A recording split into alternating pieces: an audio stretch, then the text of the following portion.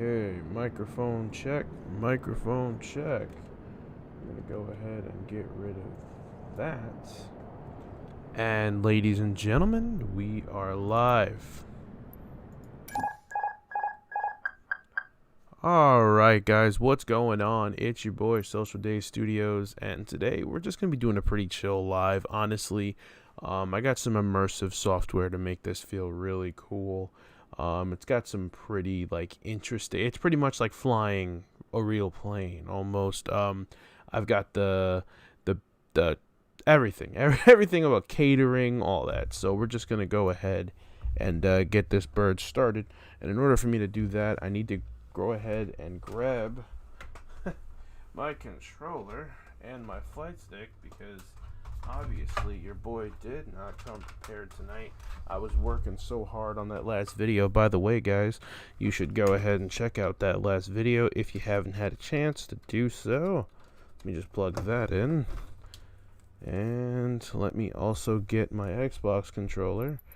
Keep default. We're gonna escape on that, and it does look like we have somebody watching. What's going on, viewer? Please feel free to say hello. Alright, Snake Fan, what's going on, bro? Hold on one sec. Got to grab my controller.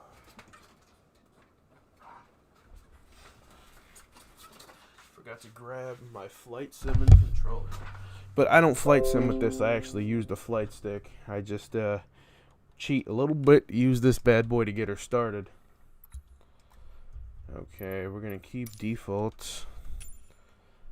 Okay, and let's go ahead and start her up. Okay, and while that plane's starting up, we're gonna go ahead and start boarding passengers. Okay, now you guys can't see. Cabin crew, boarding complete. There we go. Plane has been boarded. We'd like to welcome our rapid board members from all the classes aboard Southwest Airlines Flight 5790. Hey, what's up, Shadowside? Flight serving today are Reggie, Vicky, my name is Pierre. Here, we got some pretty immersive audio going on. Alcoholic beverages may be purchased with a credit card or a valid Southwest coupon. Please refer to the BMC Green Pocket for a list of our beverage selections and prices. You may now connect your devices on board the wireless communication system. We do offer to resell it for your convenience. If you'd like to browse the internet, there is a charge of $8. Use small portable electronic devices, including your cell phone, tablet. How we doing tonight? How we doing tonight? We're also flying Southwest tonight. I know the thumbnail says Spirit. Well, and actually, I didn't even change my GDI text up here. Let me change that right away. Major fail on my part here. Where the hell did the text go? So? Okay. Where did that? Oh, here we go. Double click that. Oopsie. Whoopsie. Fly Southwest. That's it. Fly Southwest. Whoopsie daisy. Okay. Yep, we're going to be flying Southwest Airlines today. We're going to be on our way to Myrtle Beach. That's where we're going to be landing. We're taking off right out of Newark International Airport. So we get all the passengers loaded up. We are good to go. We're going to go ahead and get pushback, guys, and we're going to go ahead and give the safety announcement. As soon as the pushback kicks in, it should kick on for us. Okay. Let's see here. Ground services. Press pushback. Yep, I am flying Southwest. As you can see here, we got our Southwest Airlines. We just got to go ahead and Spirit was great, but I do like my Southwest. So let's just make sure we turn on all our lights here. Turn those bad boys on, set the taxi lights to taxi. Turn that on, turn the wing lights on, beacon lights, strobe lights. It's like, let's check our engine to make sure that she is spooling up nice. And it looks like we have an issue with engine number 2. I don't know why it does that sometimes, but let's go ahead and try and get her started again. Come on. Yeah, Spirit definitely wasn't paying me enough, man. Here we go. Okay. Alright. We've got flame up, and she's starting to spool up. Okay, we're getting pressure. That's good, that's good, that's good. We got a thrust. Alright. Just gotta wait for that to get there. And in the meanwhile, guys, let's go ahead and set our initial heading. Since we are going to be flying out of 22... should be 22R. So regardless, the heading is going to be 220 on that, because we got to fly straight out in the direction of the runway. So we're going to go ahead and bitch. Come on, set heading 220. It's annoying to do with the mouse because it just, yeah, see the fuckery that happens. And click. Okay. I know I set it for 220. That's all that matters. Okay. We should reflect. Yeah, our heading is set for 220, so that's good. That reflected right there, so we're all set with that. What we're gonna do now? Oh, I'm experiencing lag because this game is not used to streaming at all. We're not gonna turn on any of this yet until we head out. Within the airspace, we can do a maximum of 3,000 until we're cleared out of the airspace. Then we can go ahead and climb. We're gonna go ahead and set our speed to about. Let's see. Hold on, my dog is wondering if he has to stay down here tonight. Have a seat there. What is that? What do you call that? Whatever. First officer. Whatever the hell you call that. Alright, we're going to set our initial speed for about 220. That's a decent speed. Alright, we're going to go ahead and engage that. Whoops. I did not mean to do that. Hello. I hate you settings. Because there's got to be a way to change it from the mouse wheel. The mouse wheel is just god-awful. Because you can accidentally scroll, and then it kind of screws you over. But did our speed set? Our speed is not set. But anyway, that's not going to happen until we take off anyway, because I think this is the rotation speed since we're on the ground. So that's all set up. What else we got to set here? Speed, heading set, altitude set. We've got all the information we need. This happens automatically with the ATC because I don't have time to figure out how to type in the stuff on the computer. That's annoying. This is not a complete immersive simulator, for me at least, but to others it may be. So we're going to need to just make sure our PFD brightness is set.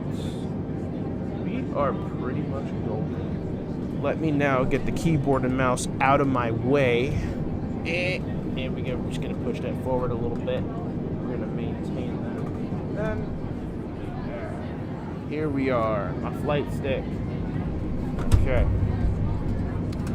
So now, let's move these wires out of the way.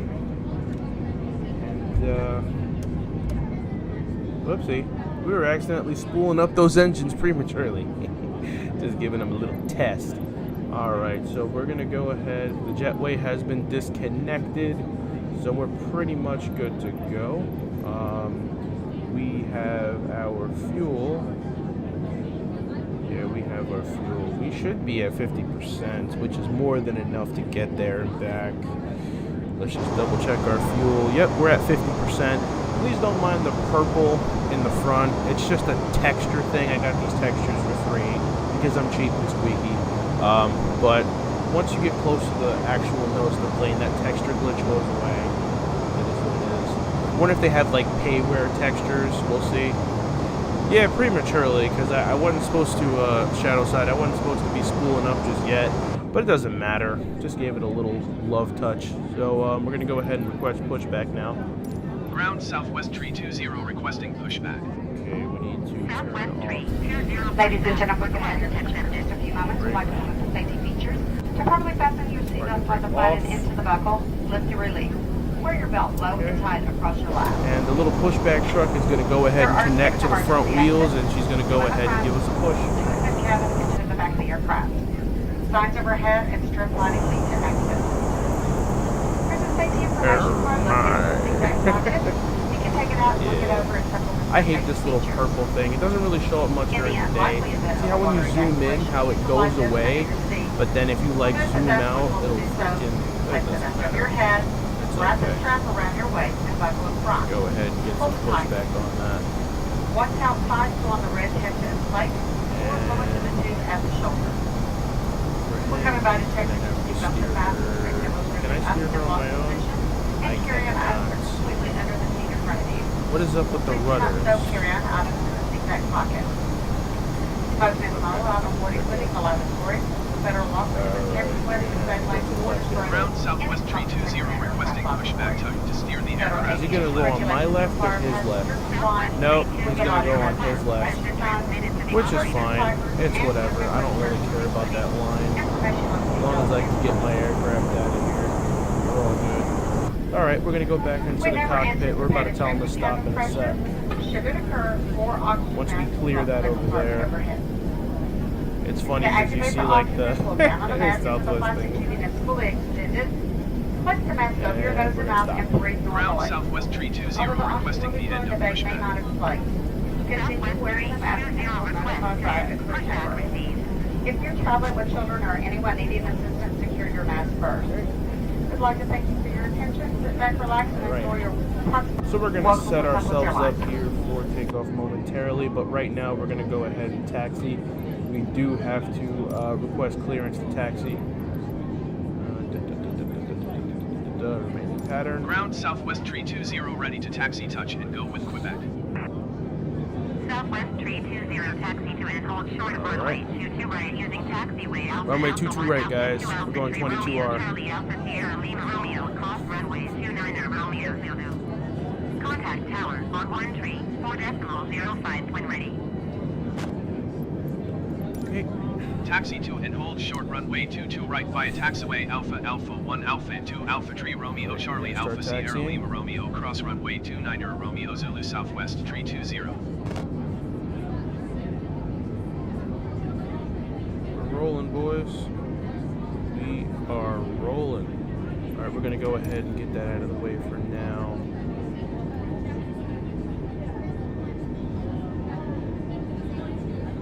Hey, what's up, Noli? Thanks for coming to the stream, my guy. Look at this guy. Look at this guy. Are you effing kidding me? Are you just dumb or stupid, my guy? Why is he in the way? Can you fucking move? Alright. I am literally just gonna assume that this is like some sort of a glitch. And I'm just gonna steamroll past his bitch ass. Goodbye. You are the weakest link. Just go around him a little bit. Just hopefully the engine didn't whop him, but again, he's just a glitch, so we can just ignore his bitch ass. He wasn't supposed to be there anyhow. Ooh, let me slow down a little bit. I cannot be going in excess of 25 knots on the taxiway. Hey, what's up, Catino? You're in for a good stream, man. You're in for a good stream. You missed some of the immersive sound packs I have on here, man. They were just going off, and they're automatic, too. Thank you guys for coming to the stream, man. Alright, we're just going to cut it right here. Ooh, swing out a little bit too hard there. Okay. Yeah, Catino, right now we are taxiing to runway 22R. We're here in Newark, New Jersey at Newark Liberty International. We're heading on over to Myrtle Beach, South Carolina. So I hope everybody brought their well, not too warm down there right now because of the wintry weather, but at least you guys can find something to do down there once we land, huh? All right. Sorry, I apologize. Been having some allergies lately. All right. There's our runway over there, runway 22R. And I do have the waypoints on, guys, just because I do tend to like turn them off once I'm in the air because I kind of like that realism, but I think I'll just leave them on for tonight because I don't want to have to pause, change settings and stuff like that. You should stream Arc on that map. Yeah, I've been thinking about streaming Ark Survival. It's just tonight. Like, I just wanted something chill. This is only about an hour flight. You know, I just wanted to relax and really connect with you guys, but also give you some nice, warm flight simulator experience here.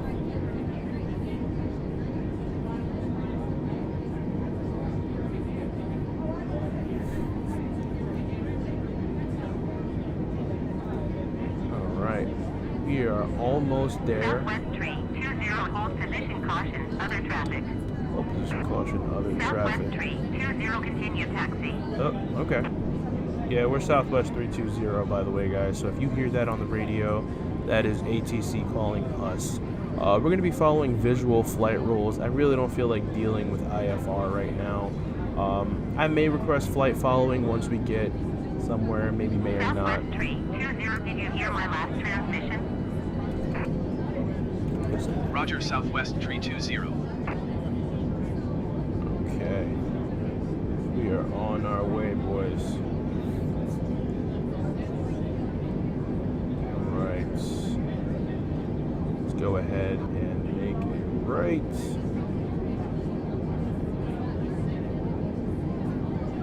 Alright, this is going to be our final taxiway here. I can already see the runway.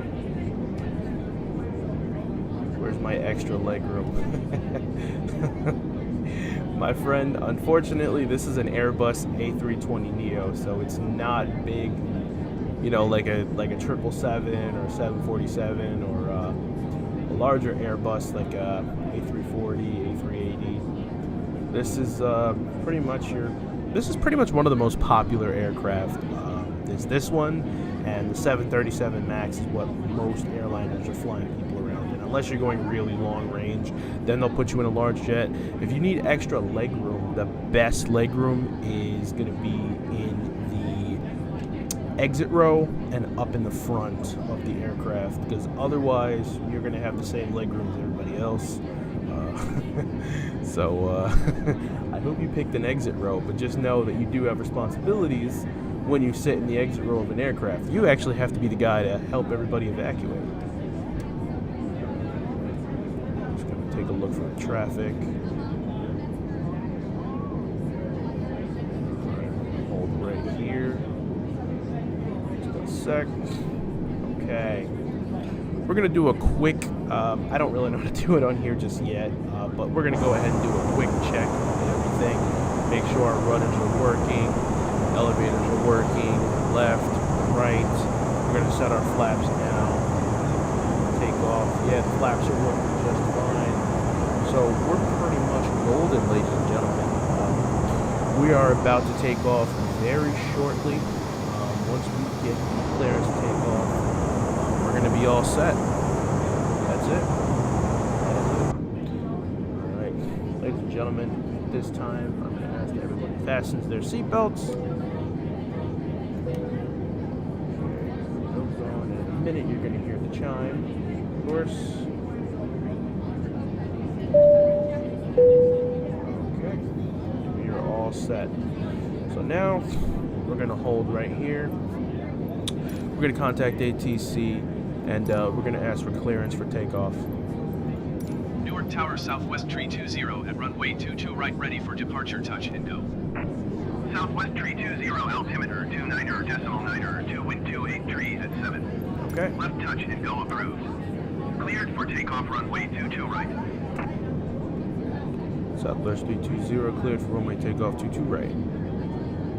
Cleared for takeoff, runway 22 right, Southwest Tree 20. Okay.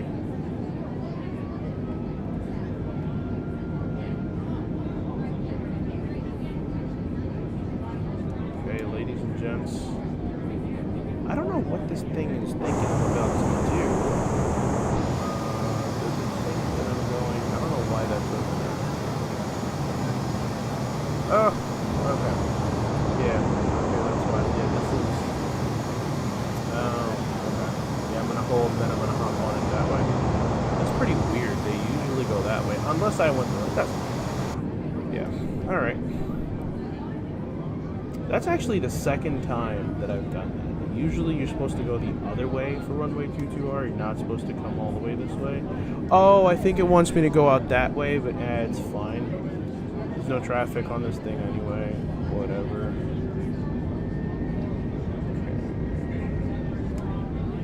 Alright, hello, runway 22 right. Okay. Go ahead and just give her a little beans. She's losing all her glory, boys. Big old Airbus A320neo. Once we do get up here, we're going to go ahead and take off, and then yep, we're going to be headed towards Myrtle.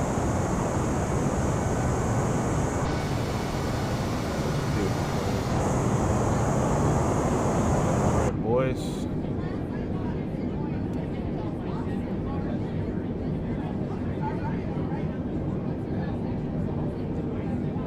Okay.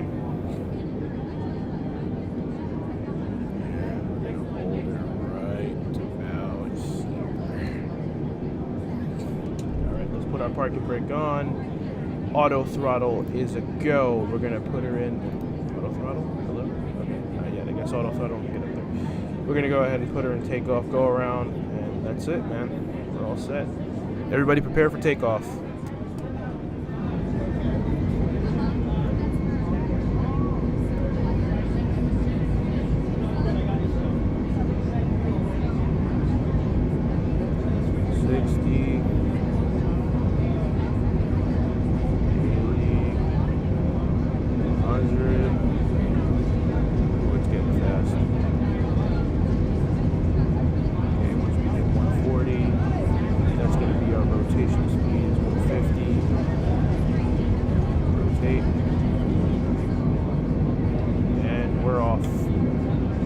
Retract gear. Once we hit about $180, we're going to bring up the flaps.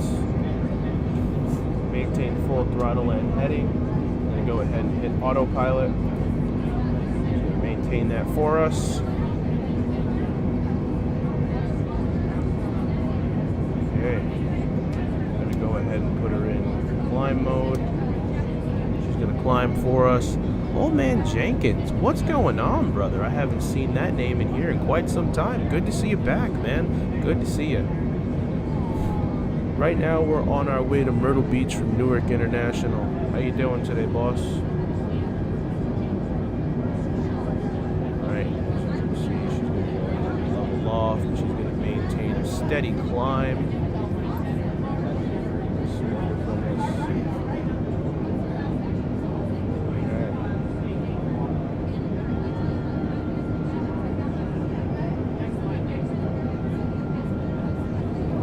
So far, we only ate up about 20 minutes on that departure there, but we're good to go.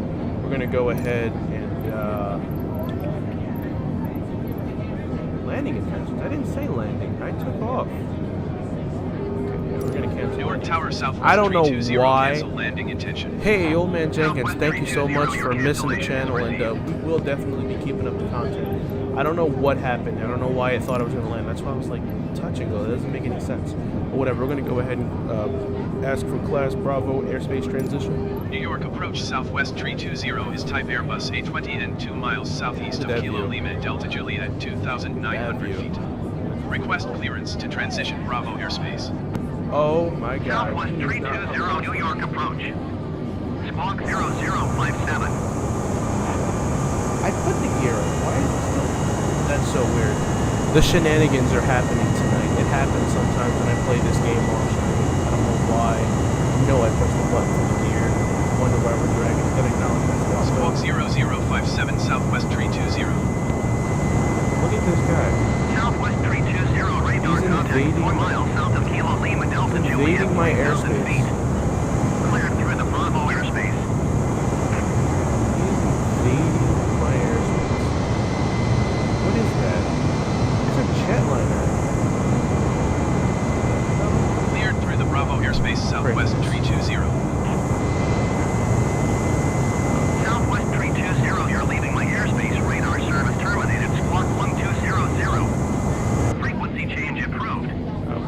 we're out of the airspace, folks, so we're going to go ahead and bring her up to a climb of about 15,000 feet. Yes, yes, yes, calm your titties. I know I'm going fast. I'm about to pick up the nose. Jeez Louise. It's always on stream. Like the other night I had such a smooth... Did you hear my last Shut your bitch ass up, New York approach. Yes, I heard you. Squawk 1200. Frequency change approved Southwest Okay. Tree 20. So yeah, like I was saying, generally, freaking when I do this, like off stream, like everything just goes so smoothly, and then it randomly just goes to shit sometimes. But tonight is like weird. We've already had a couple hiccups, but trying to just ignore them and keep this wonderful immersive stream going. I appreciate every one of you for being here. Okay. We are center. Why? Okay. I was just saying McGuire approach. We're not even close to McGuire yet. We're still pretty far off. Okay. So she's climbing. Once we get to 10,000 feet, we're going to go ahead and right there. We're going to go ahead and turn on the Wi-Fi for the customers.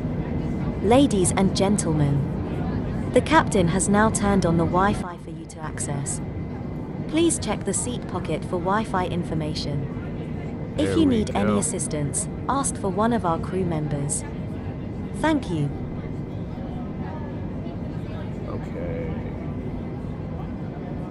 We don't have to do that anymore. We're going to go ahead and just change our heading a little bit there so we can actually line up with the line as much as possible. I'm assuming my flaps, yep, my flaps are up. Everything is up. Everything is perfectly fine. We can now turn off these landing lights. Okay, yeah, they're off. Taxi lights, we can turn them off. Runway turn light, we can turn them off. We're going to leave everything else on. And yeah, let's just make sure everything is good. Everything looks good. Yeah, we're not going to get any ice or anything like that. We're not expecting any precipitation. Okay, so here we go. She is moving beautifully on her own. I gotta tell you, remember the first time I played New this? York Center, Brickyard Tree 59er tree is passing 7,400 feet, climbing 10,000 feet. Brickyard Tree 59er tree, New York Center, altimeter. Yeah, 29er, we're not gonna tune to Washington Center. We're nowhere near that right now. This game can sometimes bug out a little bit, but no worries, no worries. We're doing good. We're doing good. We're doing really good. And I'll go ahead and for now, while we fly out a little bit, I'm gonna run to the captain's quarters real quick. She's on autopilot. We've got quite a ways to go. We're just gonna go ahead and set her to cruise real quick. We're gonna cruise at about 36,000 feet.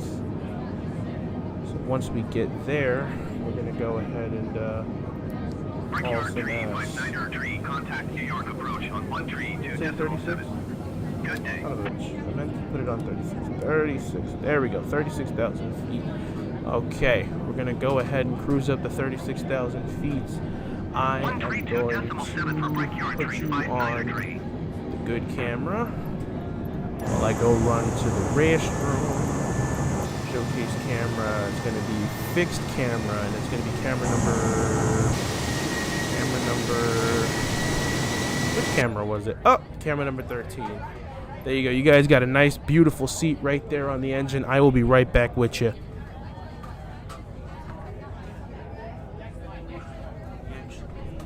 I'll be right back.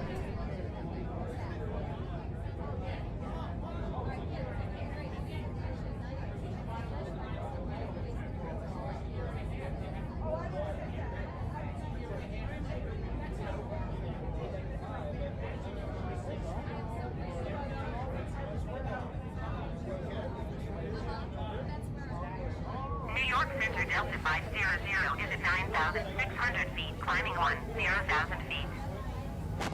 Delta 500, New York Center, altimeter 29er, to continue as planned.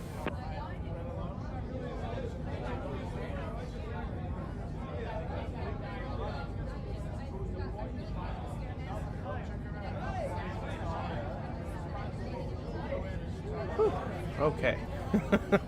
Sorry about that.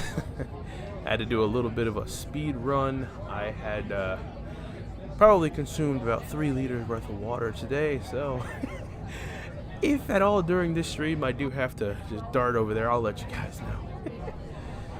Hoo-wee. Okay. So, how was everybody's night? I'm gonna go ahead and close out the... We can close out the ATC for now, and the VFR map. Just get a look at this wonderfulness. You know what? I'm actually gonna go ahead and turn off... the waypoint.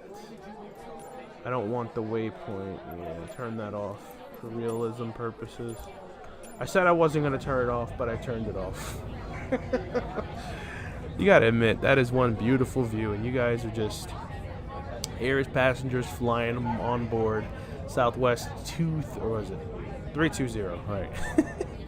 I am like burnt out, guys. I've been working so damn hard, and then I've been making content, so forgive me, sometimes I'm running off for a couple hours of sleep. I originally was going to indulge in one of these frappuccinos, but I ain't gonna get no sleep tonight if I do that, so oh boy. Your friend's Instagram. Oh yeah. Burger Dude, yeah, there was a happening with her account, but I don't want to discuss it on stream because that's like private. I keep my private life out of my stream life, you know, just because the internet's a crazy place. But yeah, Burger Dude, if you want, you can just drop your social in the chat, and I'll relay the message to her, and then she'll do whatever she needs to do so that you can follow her account, or whatever the case may be. But yeah, I'd rather not on stream because, like I said, the internet's a crazy place, and I just try to protect those around me that I love and care about. But yep. Hey, and by the way, I'm totally glad to see you here as well. Nolan Nunez playing Yu-Gi-Oh! Yu-Gi-Oh! Is ATC talking to my bitch ass? I hate having this thing. Oh wait, can I have it in another window where it doesn't block your view? I think I can. Let me see. Why did I sound like that? Oh my god, I think I can. Yeah. It's funny. Now you're tenders. Used to be Burger Dude. It's funny. Tenders. Like chicken tenders. Okay. There we go. Boom. Okay, yeah, now it's an... Oh, but you guys are, like, stuck looking at this window, and I don't know why. This game, I tell you, is a fucking real. Okay, so it's either do that or whatever. Alright, we're going to tune out to New York Center. Alright. We're just going to occasionally check in. We're on VFR. They're not really going to bother us anyway, so just take a look at that. Let's head on back to the cockpit. Oh, whoops, what the hell is this? Oh, there we go. Nice outside view. Again, please ignore this. This is a glitch. It's not supposed to be purple. But actually, I want to show you guys drone mode. Drone mode I need the controller for, but it's actually a really cool camera feature that they have. We can fuck around with that. Where is the drone? External view. Showcase. Right. Free camera. Camera drone. Here it is. Okay. Check this out. I can actually just go right. See how it disappears and how it looks like a normal aircraft now? Stupidest shit in the world. Stupidest shit in the world. But yep, you can get yourself a good look at this here Airbus A320neo.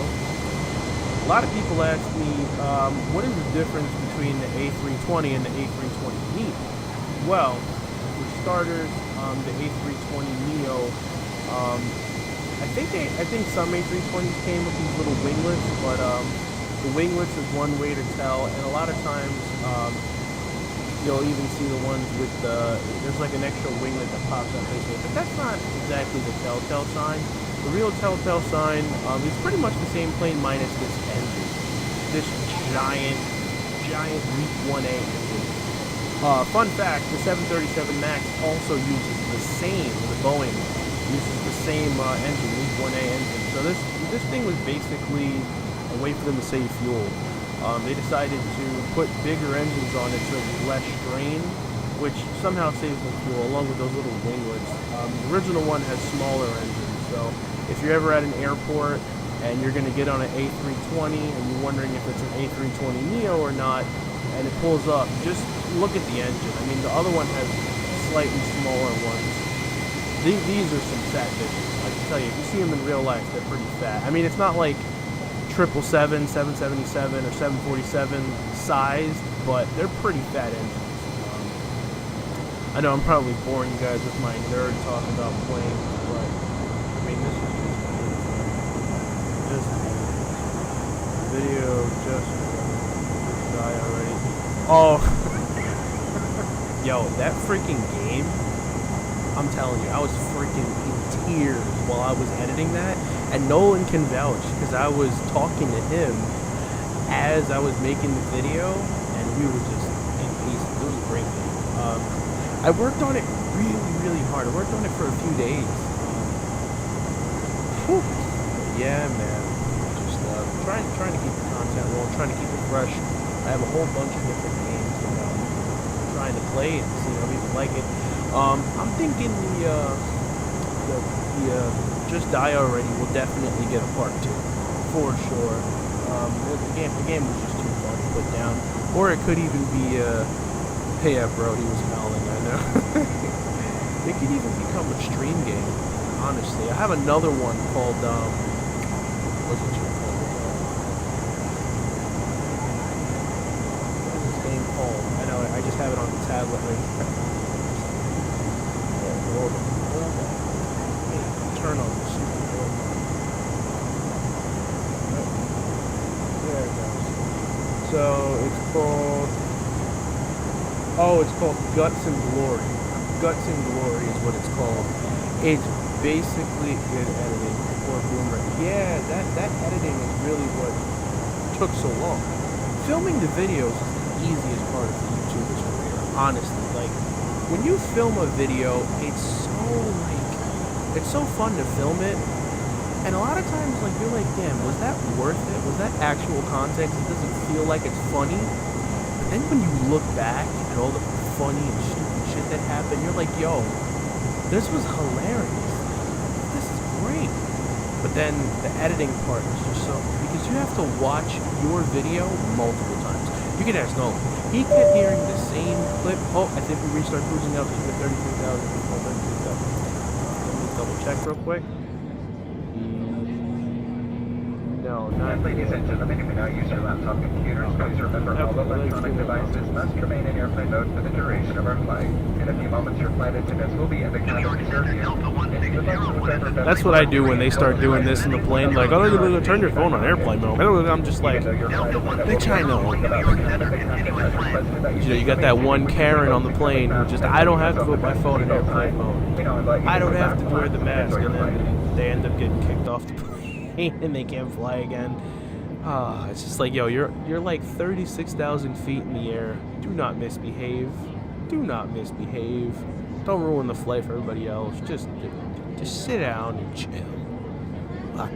I hate plane Karens. Plane Karens are just like a whole nother level of stupid. Like, people don't realize, but like acting up on a plane can get you tossed in jail. All kinds of bad shit. Like I was saying, what was I talking about? Oh, the editing. Yeah, like I had to edit like so much. Like, you have to go through each clip, make sure there's no awkward pauses, and then sometimes after you've watched the video 5 times, you'll find an awkward pause that you didn't find somehow, and you'll have to go back and re-edit it all over again. Oh, it's a mother flower, man. That's why, like, I've only been able to crank out 1 video per week lately. I mean, because I believe... Oh shit, I dropped my Joy-Cons.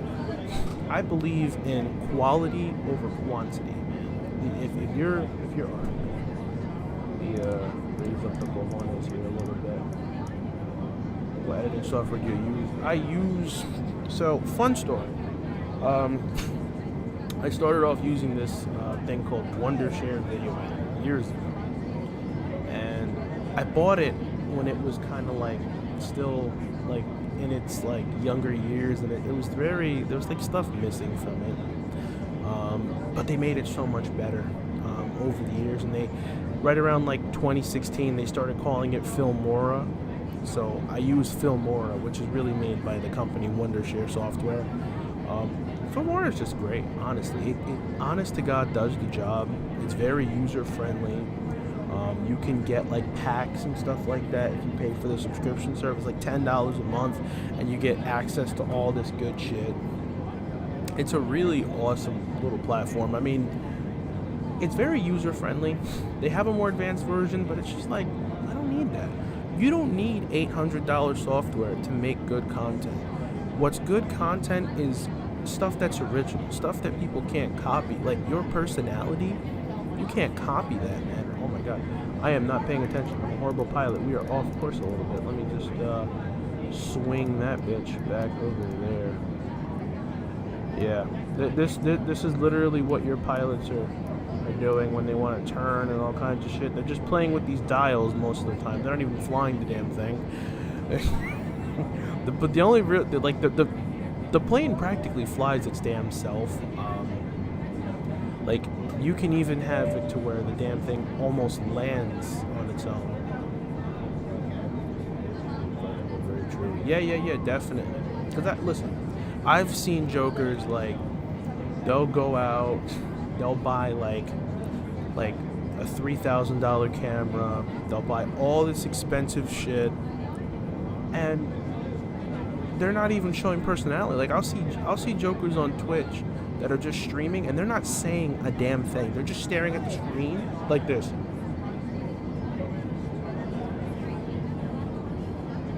And they won't utter a single word.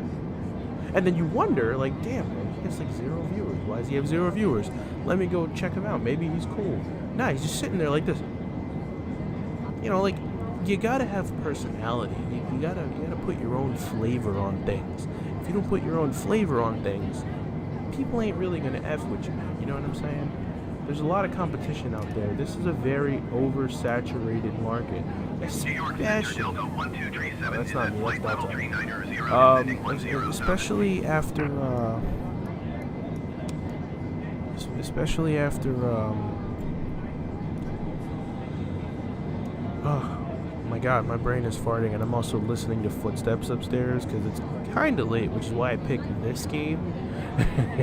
Because I don't need any noise complaints on stream. But yeah, it's basically oh right, what was I saying? 2020. Well, once 2020 happened and everybody got forced to like go home and pretty much do crap all day, people were like, damn, well, I lost my job, I need to make money, blah blah blah. So it's like everyone was just like, oh look, I can be a content creator, I can be a quote unquote influencer. And that's really what ended up happening, is now you have an even deeper oversaturation of the market. So like video game videos, like people always say like, oh yeah, make popular ones, make like Call of Duty or make like you know, Minecraft or whatever. And it's just like, listen, those videos sell, but 9 times out of 10, the people watching Minecraft, the people watching Call of Duty, the people watching all the top tier games, those people are watching like Markiplier play that crap.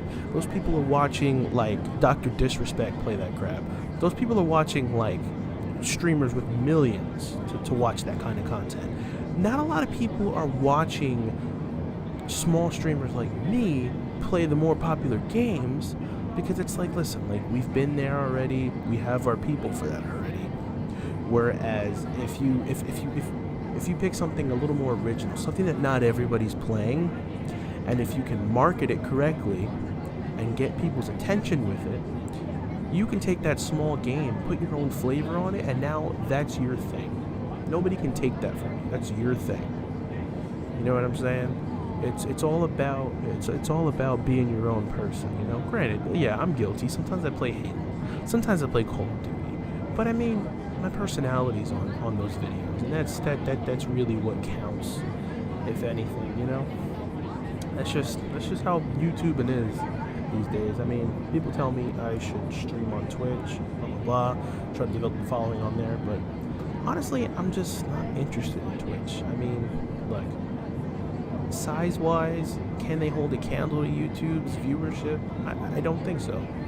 You know, Twitch is still, like, you have streams that are getting, yeah, sure, like, you got a couple 100,000 people, blah, blah, blah, but, I mean, YouTube's viewership is a lot bigger.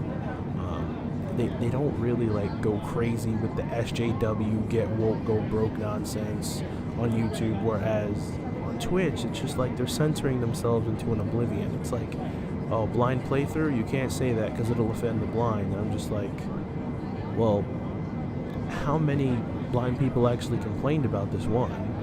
Number two, how many blind people watch gaming videos? I mean, you know what I'm saying? Like, I don't know. It's just, it's weird. You know what I mean? But, you know, that's just the direction they're going in.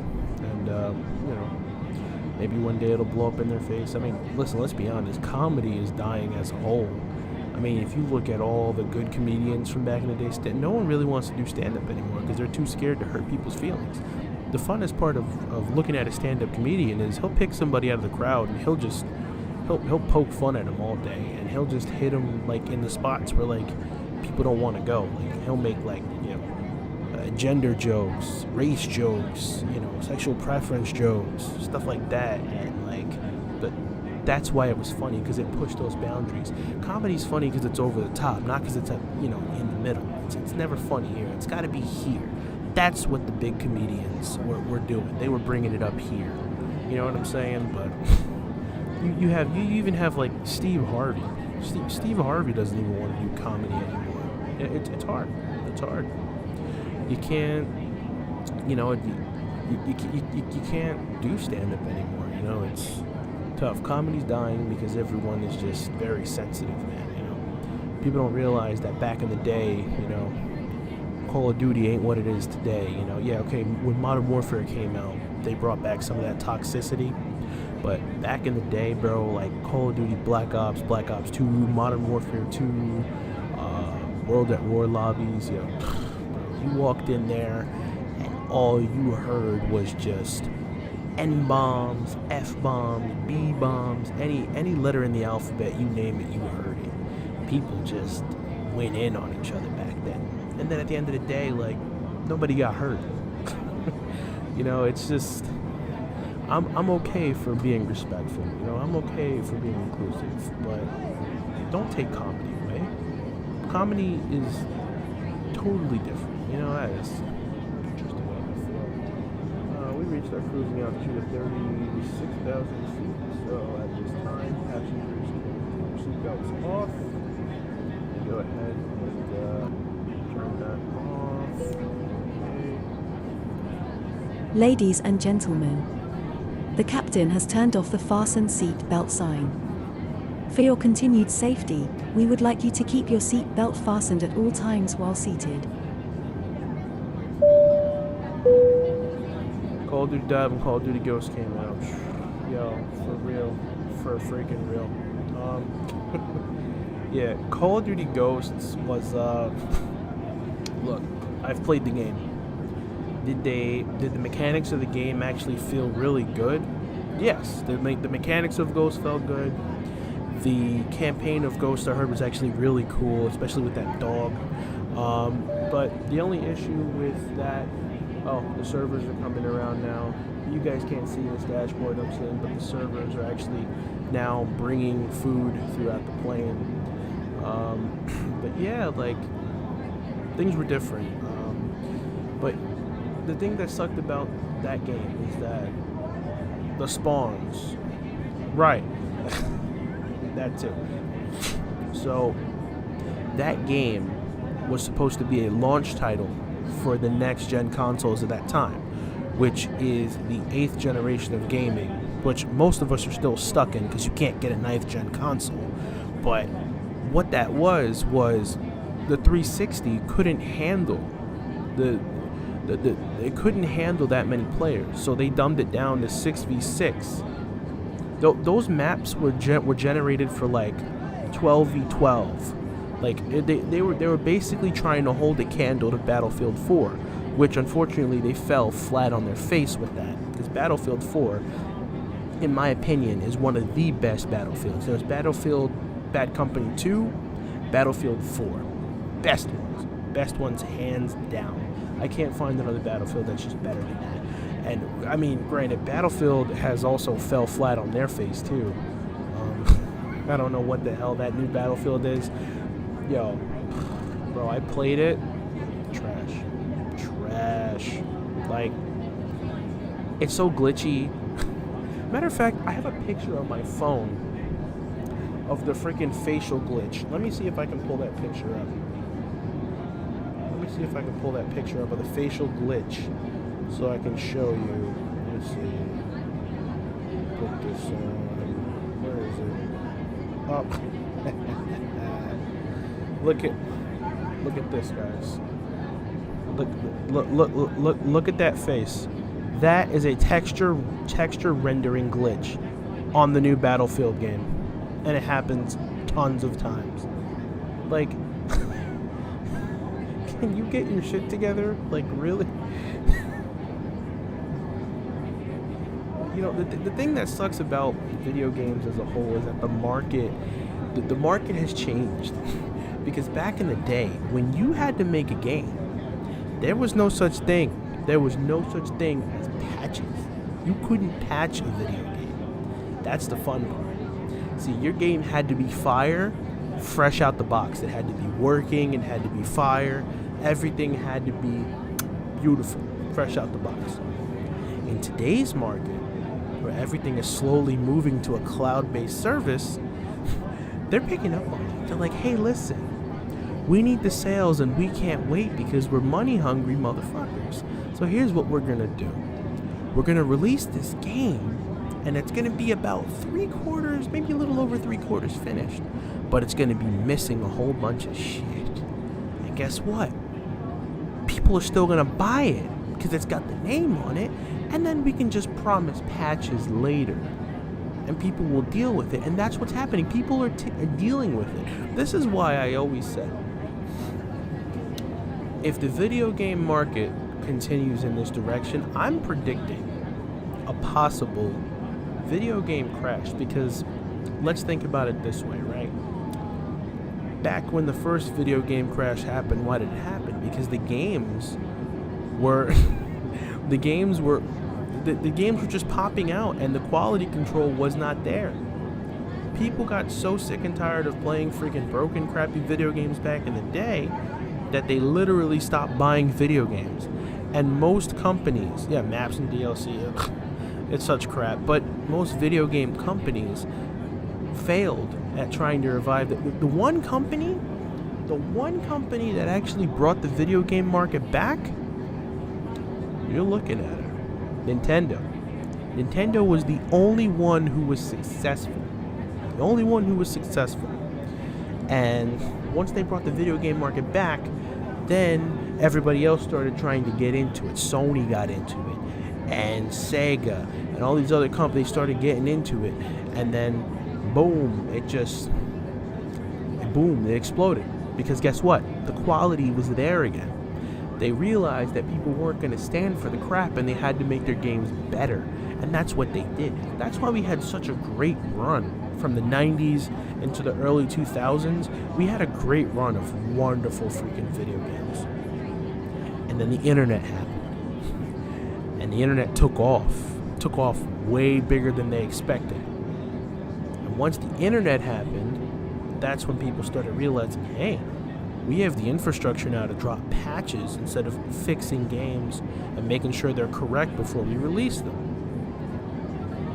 What's my thoughts on? Oh yeah, you mean the freaking the absolute biggest acquisition in gaming history? Microsoft paying, what was it, like 67 or $66.7 billion for Activision? Look, here's my thoughts. The CEO of Activision is a bad guy, okay? You can Google the things that he's done, the voicemails that he's sent to his female employees, and a bunch of other bad stuff that he's done. He ain't really such a nice guy, okay? I don't want to have a coffee with the guy, but that's all I'm going to say. His name's Bobby Kotick. So him being gone, I'm happy about. What I'm not happy about is him being gone is a crony capitalism thing, because he's gonna VOHFYL. What's up, Francis Potts? Welcome to the stream, buddy. So like I was saying, I'm glad the CEO's gone. Sucks that he's gonna get a paycheck and then fly out. You know what I'm saying? They're gonna give him a couple $1,000,000 for him to step down as a severance package, which is crap to me. But anyhow, back to your question, old man Jenkins. I do not think that a company's acquisition will revive Call of Duty. I really don't think so. Now, like, I mean, just having the Microsoft name on it isn't going to help. What will help is if they actually, you know, I'm worried because it could go either way, honestly, because they could either, hey, we know what we're doing, let's do it and do it right, and actually listen to the people and bring back things that they were supposed to have in the game and not release a broken piece of junk. Halo Infinite was missing some stuff, but it wasn't broken, and they actually delayed that game because they knew that they were clutching their pearls. I'm pretty sure that they're going to clutch their pearls with Call of Duty, because Activision is one of the biggest companies for gaming, and they paid so much money for it. I don't see them financially making sense if they didn't try to make Call of Duty the best game ever in a long time. So looking at it financially, yeah, I think for a fact that they are going to make a better Call of Duty. But we'll literally have to wait and see, because we know these corporations, they can make money, they can inflate their stock prices, they can do whatever they want. Now, here's the other thing, though. I'm hoping that they don't shoot themselves in the foot and make Call of Duty an Xbox exclusive, because a lot of people are tired of Call of Duty as it is. It's a big franchise and everything. There's a lot of people that are just sick and tired of Call of Duty. And with that in mind, if they were to take it away from the Sony players and only make it an Xbox PC thing, they're going to lose a lot of revenue. That's just the one thing. I mean, granted, do I think they may try to take Overwatch and maybe make it exclusive and some other games exclusive?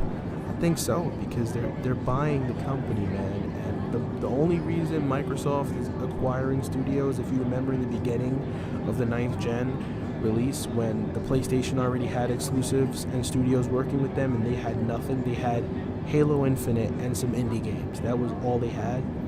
Then they bought Bethesda, and they're buying their way. What they're trying to do is corner the market.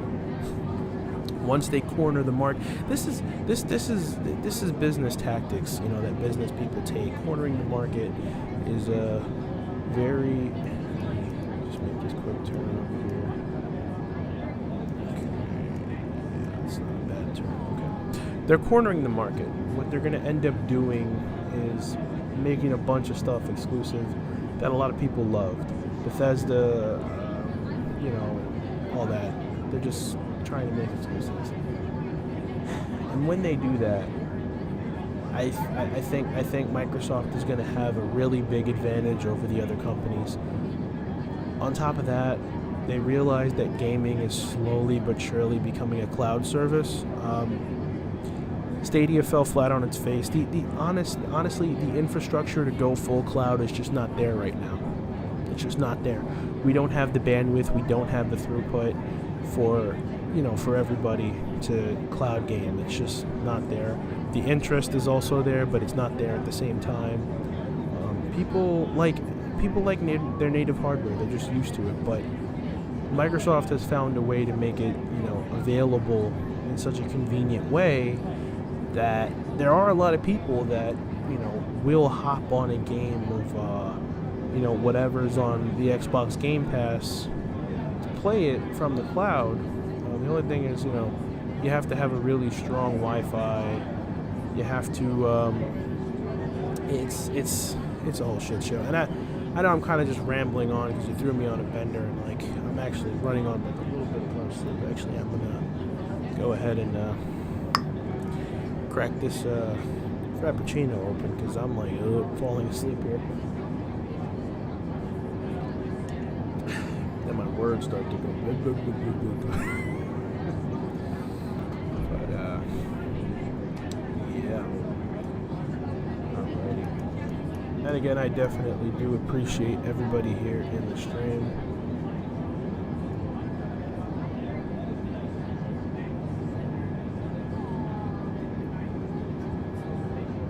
Beautiful down there. Yeah, definitely, Old Man Jenkins. I definitely love to spread the word. Yeah, I watch a lot of video gaming news commentators, and I do look at a lot of articles and stuff like that. And, you know, I tend to want to just observe what's going on in the market.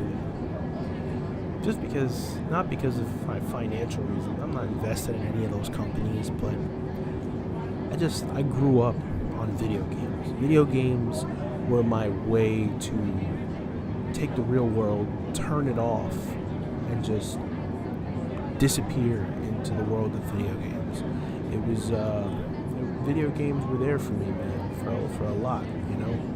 So, being that I'm so fond of video gaming and video gaming history, and that my generation and the generation before mine, we're in the pioneering stages of video gaming for what it is today. I had the ability to experience the older consoles, like the Nintendo 64,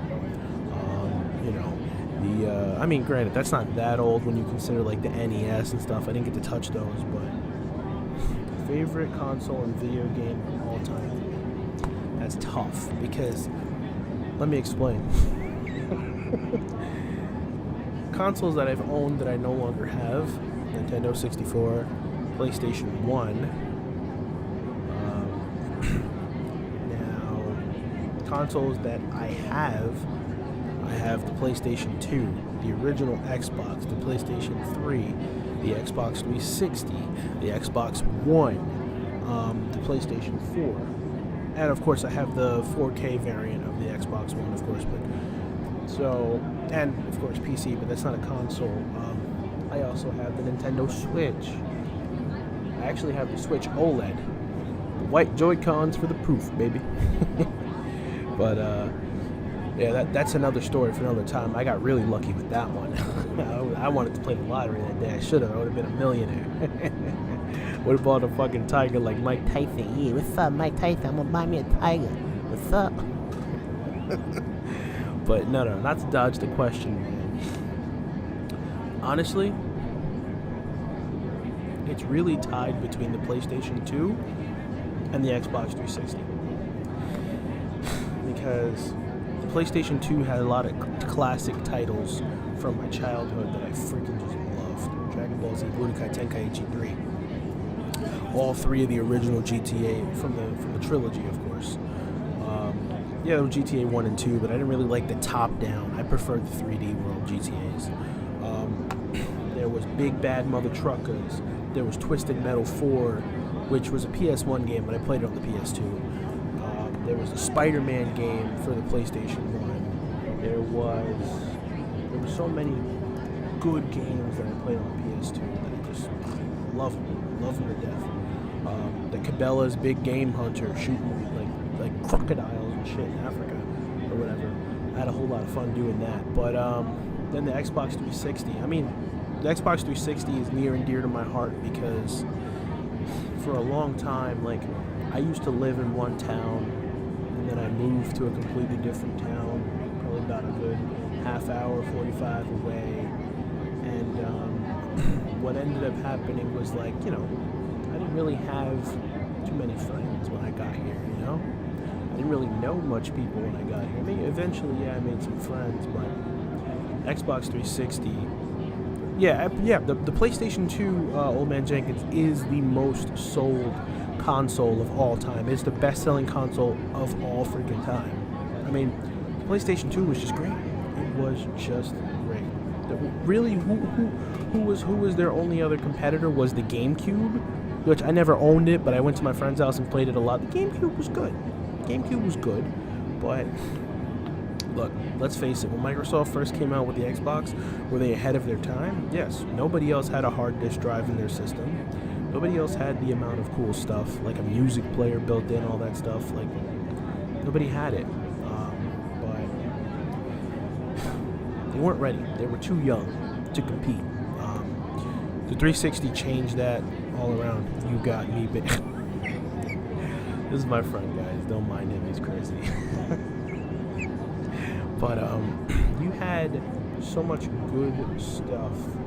Let me just check the VFR map because actually, we're in Virginia. We got about another state before we got to start turning out to the ocean. Anyhow, yeah. So like I was saying, the Xbox 360, I made so many good friends on there that like I wonder where they are. There's so many people like I met on the 360, and like, you know, we just kind of stopped talking after a while, and then I'm just like, yo, whatever happened to this kid? Whatever happened to this kid?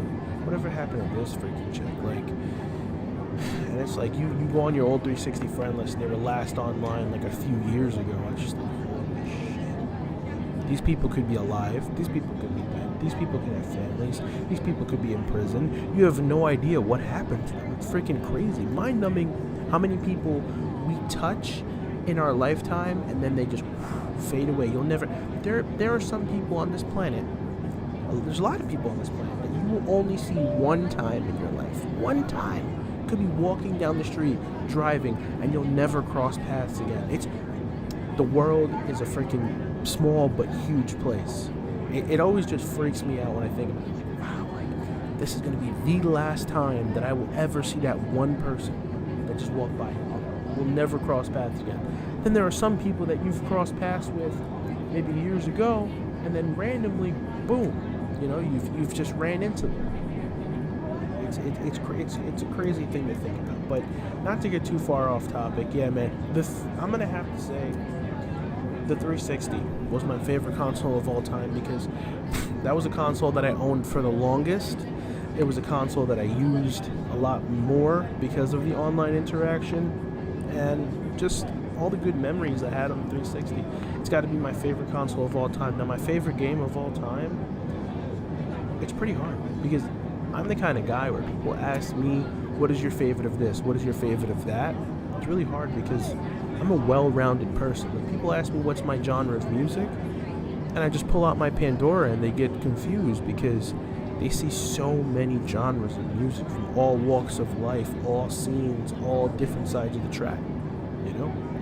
So when it comes to favorite games, I really don't have a favorite. I have a lot of games that I did love and still will freaking play to this day. It's definitely ahead of its time.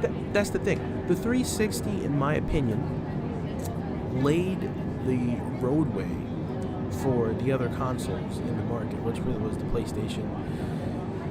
Nintendo really was doing bad, unfortunately. They were down in third place for a while with the Wii, with the Wii U, which people just didn't like. I thought the Wii U was cool, because that little controller that you can take to the shitter with you and still play, I'm like, yo, that comes in clutch.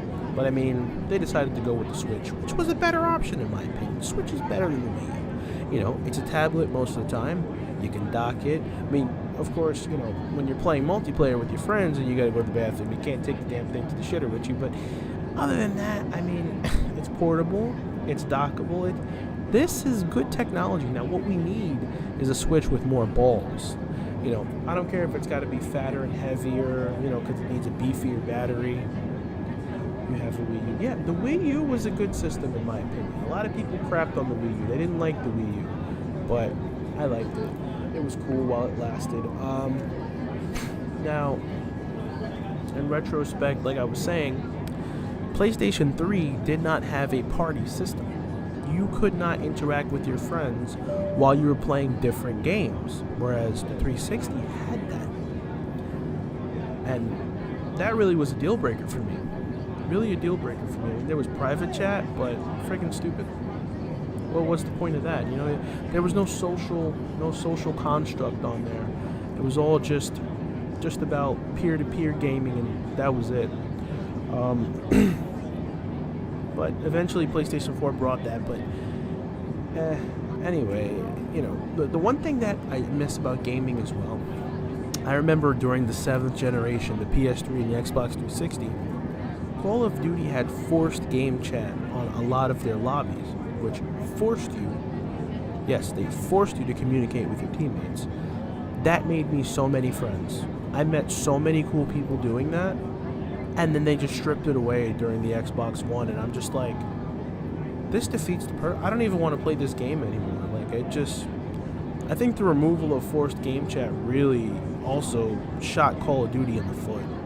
Like, I don't know, I just really enjoy hanging out with people, man. It's just, you know, when you remove the social construct from things, it kills it for me. And then, you know, and everybody now is just like in their own parties. No one wants to make friends with one another. Like, I remember when I moved to Overwatch, I was like, wow, this game's fun, and there's actual people that are social. But here's the thing, with Overwatch, when you make a friend, you'll never play with them again. You won't.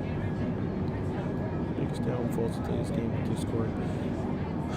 Yeah, it's honest to God crap. I mean, you know, you don't have the ability to meet new people, man. It's terrible. And when you have that going on, you know, it poisons me. Like, everybody's so cliquey. They don't want to meet new people. Like, Overwatch players, like, you talk to them, they're cool with you, but once they're ready to leave the lobby and you're like, hey bro, like, I really enjoyed playing this game, you guys are cool as hell, I want to be your friend, you know, I want to play this again, they leave, or they add you as a friend, but then when you message them, they act like they don't know you, or, you know, it sucks. It really freaking sucks. But you know what? I've gotten to the point in my life where, you know, I'm not gonna brag about this. You know, some people don't have friends. I'm thankful for the friends that I have, but I have so many friend groups that, like, it's with YouTubing and it's hard to keep everything in rhythm. Like, right now, Snake Fan wants me to play with him on Ark, and here I am streaming this because, you know, I definitely do need to keep the show going. You know what I mean? And then, you know, I have another friend of mine, you know, with her friend group. Well, I mean, I've been friends with her since like 2016. That's been a while, but we have a friend group too that I want to talk to them, and it's just, I try to balance everybody out, and it just, there's only so many hours in the day, you know? It just happens, man. There's only so many hours in a day. There's only so many things you can do. But you're only human, folks. Always remember that. Never let the weight of the world crush your shoulders. You're only human, you know? I think, personally, the meaning of happiness is enlightenment, you know? And forgiveness to yourself. Because a lot of people have, like, this thought that, hey, this image that I paint, this is what I need to be happy. And it's, you don't know what you need to be happy. The only thing that can answer the question what you need to be happy is your own brain. Oh, did I just lose? Oh, I just lagged. I know I just lagged. Okay, it looks like the stream's still moving. That's good. Anyway, I just saw my thing freeze for a sec. But you know, you need to just stop with these super high expectations.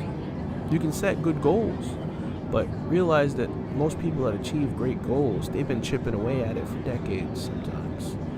Sometimes, you know, people will chip away at a goal and they won't get there till they're very old, you know? Listen, the grind is the fun. you have to chip away. So, you know, I don't set all these crazy expectations and beat myself up. I say, listen, I'm human. I'm happy with what I have because others don't have this. There are a lot of people who would love to be in this position where I have my few people that come in and talk to me and hang out with me on the stream. There would be people that would love to have my chair, my mic, my flight stick, my setup, you know? People that would love to have a day job, you know, like me. You know, you got to be happy with what you have, man. That's definitely important, and that's, you know, why, even though I can't really get to everybody, I get to them when I can, and if they're my friends, you know, they'll understand. Oh, look, we're passing another aircraft. Look at that.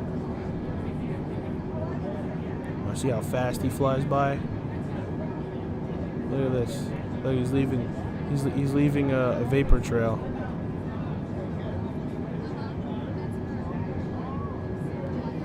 Look at that.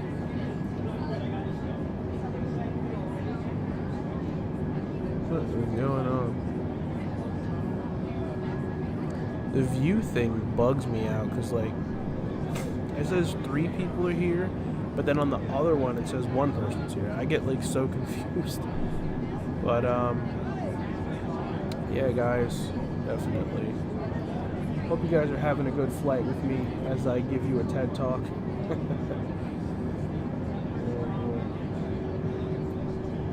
Ladies and gentlemen, due to COVID-19, we would like to remind passengers that you have to wear a face mask at all times during this flight. If you require a new face mask, please ask one of our crew members for one. That's the Thank you. thing it does that. I don't want to see nobody wearing a friggin' face mask behind their screen in their own house like, okay. We're not on the plane. No pressure.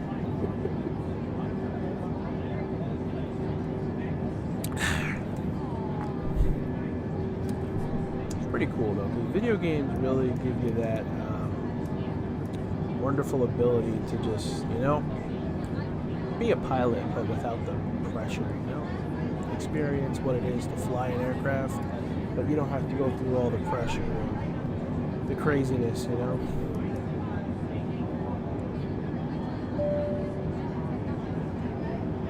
Okay, we're now in North Carolina, so we're gonna start our descent.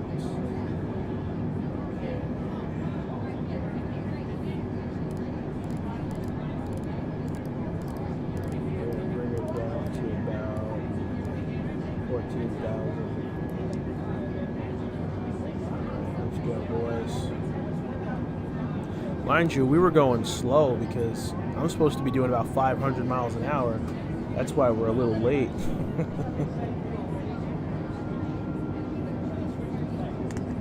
Supposed to be doing a smooth 500 miles an hour.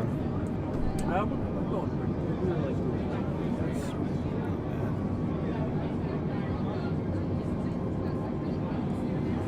All right. Go ahead and tell the passengers we're going to begin our descent. Ladies and gentlemen, as we make our final descent, we ask that you please return all seatbacks and tray tables to the full upright and locked position. Flight attendants will be coming through the cabin one last time to pick up all those service items. We do recycle here at Southwest Airlines, so we ask that you please pass all your recyclable items, newspapers, magazines, bottles, and cans to the flight attendants as we walk through the aisle. Thank you. All right. Ladies and gentlemen, we will now begin our descent. Let's check our fuel. We got plenty of fuel. So yeah, I knew we had enough fuel. This is a very fuel-efficient aircraft, the A320neo. That's why a lot of people love it.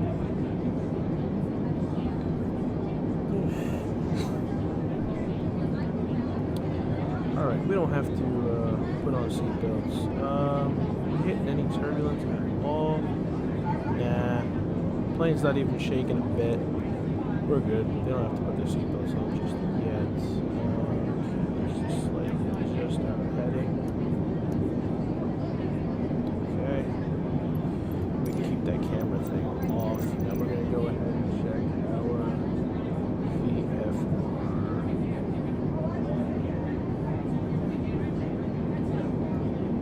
Let's lower speed a little bit so we can get a sharper descent.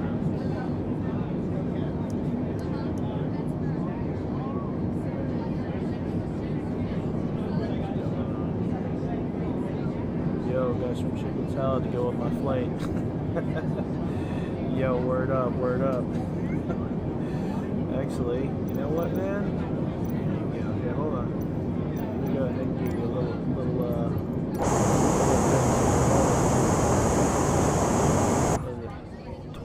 you go. There you go. There's your view. Looking right out that window. Man, I love wing seats. If I'm freaking sitting by the wing, I'm a happy camper. A lot of people are scared of wing seats because wings, they move a little bit, you know, depending on the wind and all that stuff. So people get freaked out when they see the wings doing this because they're like, oh my god, it's gonna break off. Like, no, dude, it would break off if it didn't do that. It's got to be flexible, okay? Ladies and gentlemen, as we make our final descent, we ask that you please return all seat backs and tray tables to the full upright and locked position. You already had this announcement, but I guess it's automatic once you get below. To pick up all those service items. We do recycle here at Southwest Airlines, so we ask that you please pass all your recyclable items, newspapers, magazines, bottles, and cans to the flight attendants as we walk through the aisle. Thank you. Yeah, we're over North Carolina right now, so we're probably about a good 120 nautical miles, probably more. Let me check. I'm gonna have to take you out of your camera view there, Latino. Sorry about that. And let's go back to the cockpit.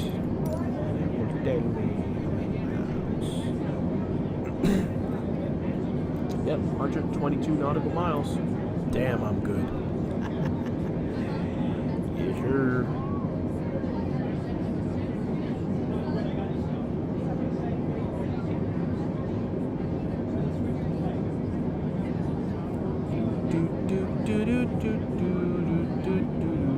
So fresh and so clean. Yes, sir. I tell you, it's not really much. And once you get this bird in the air, man, it's just look, ma, no hands.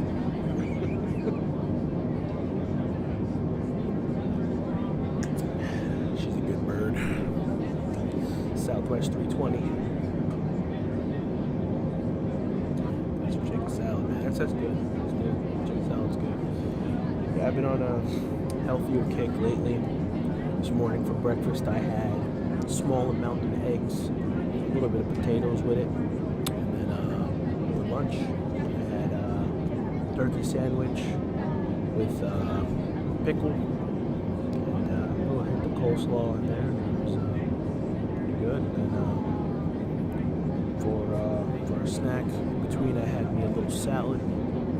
Pretty good. And I drank about 3 liters of water today. Good. I offset that slightly because there was leftover pizza. It was like 3 little small slices that was left over for dinner, so I had to eat that, you know. But other than that, I've been doing pretty good. I even cut out sugar in my coffee. I'm using the Splendas now. I'm just trying to get back, you know. I think I'm going to make a YouTube video about falling off because I definitely did fall off of a lot of things, including my healthy kick that I was on, where I was eating healthy and I was, you know, making the video about, you know, how to get right. You know, I fell off a little bit, but it's okay to fall off as long as you kick yourself back on track. You know, holiday season is usually when that stuff happens anyway, because family members like, oh, come over, eat turkey, eat pernil, eat ham, eat this, eat that, eat that. They always have so much food, especially when you got Spanish people like me. They always have so much food, and then they have nothing to do with it after, you know, they feed everybody and there's still so much left over, so they just start like handing it out like hotcakes, like, mira, toma, tú quieres, mira, toma, toma, toma. It's like, hey, toma, I'm almost 300 pounds, no more fucking toma, okay? God damn it. Can I fucking stay healthy or what? Really appreciate you guys being here today, man. It's a blessing. It's a blessing to have you guys.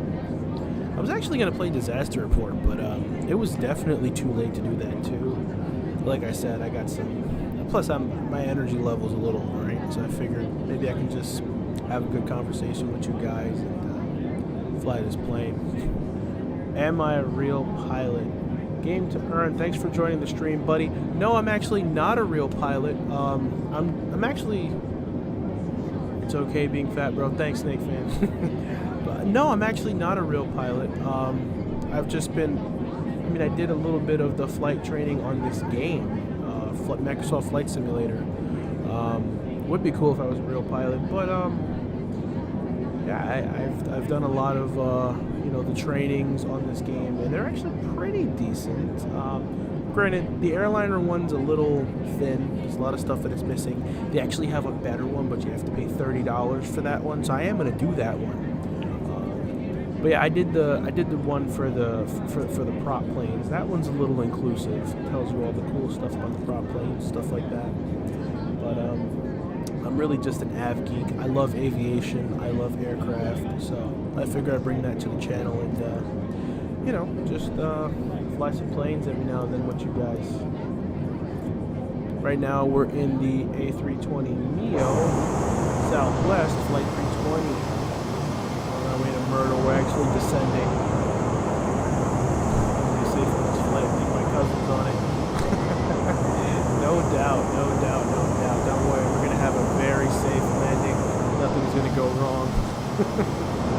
Says that as he winces because Flight Simulator loves to glitch sometimes. But nah, for the most part, I've had nothing but good landings.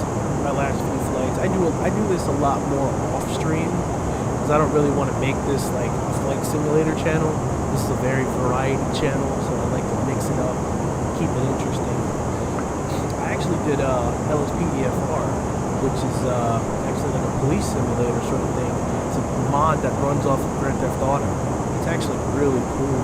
I have a couple streams and a couple videos, so after this stream, if you want, take a look at my channel and check it out. I like doing games like this. Yeah.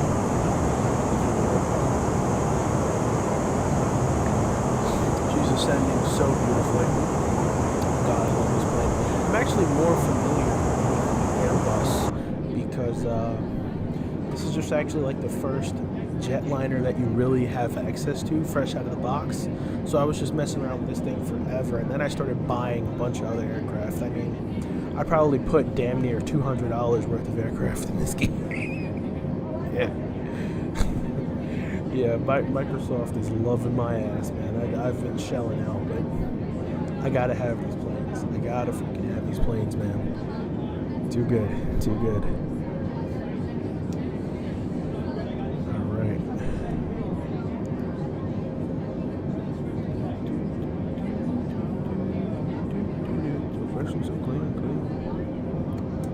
Always makes me nervous when I hear footsteps upstairs. I think my dad's gonna be like, "Hey, shut the fuck up, it's 11 o'clock at night."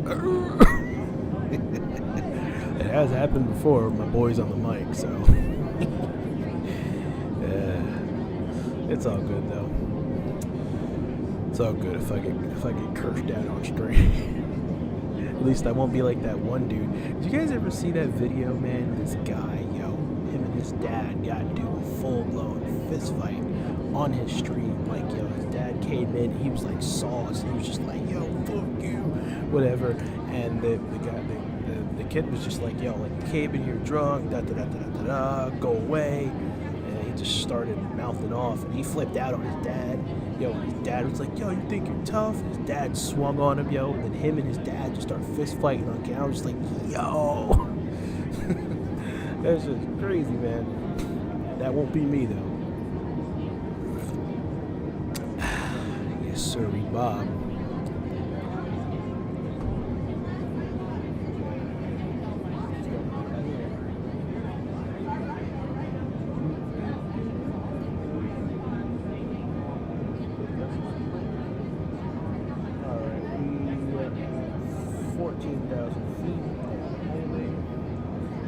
Go ahead and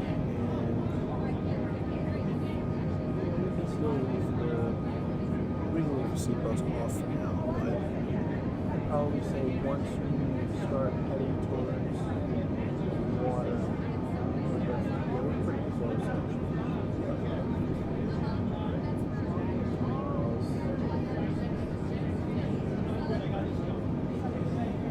Actually, seatbelts fastened.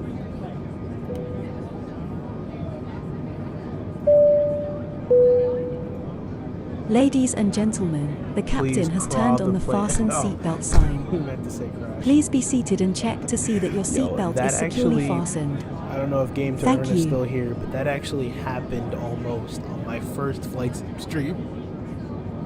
I didn't understand the approach and the way that they vectored it on the diagram, so I ended up thinking that little like straight cutoff turn was literal, and I tried to freaking land it like that. And my friend Nelson was like, "Yeah, bro, you can do it. Oh, you can do it." And I'm like, "Bro, you don't see this diagram that I see." And I tried to make the turn, and it just did not work. And he was like, "Yo, bro, I was wrong, shit." I'm like, "No shit, we almost died." Yeah, man, like the plane came down hot, bro, like tilted. I think I might even scrape the wing a little bit, but it didn't like hit. But we were able to land it. Oh, gross, my dog just farted. I heard it. I'm spraying because this, I don't know what's up with dogs, but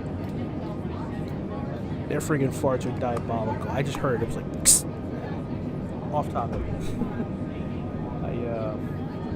Yeah, man, the plane was like sideways, and I straightened it out, and then I freaking jammed on that brake and that reverse thrust. The seatbelt sign, time for barrel. You cannot barrel roll an A320, and it's you try to do that, it's literally just gonna tip stall, and it's gonna go. It won't bank like that, my guy. You can barrel roll a smaller jetliner, the Embraer 170 and the 175. You can barrel roll them. Those things handle surprisingly well because they're very light compared to this big freaking. When I show you guys the 777, one night we're gonna fly the 777. I'll do like cargo or something on it. It's huge plane, big fucking. That thing flies like a wet sponge. It's just like. Yeah, you try doing a barrel roll of that thing. Watch it just fucking. Oh man. Okay. Change the heading a little bit.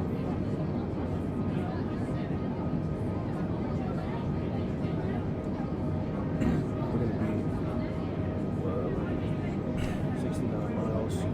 All right, we're gonna tune in on ATC.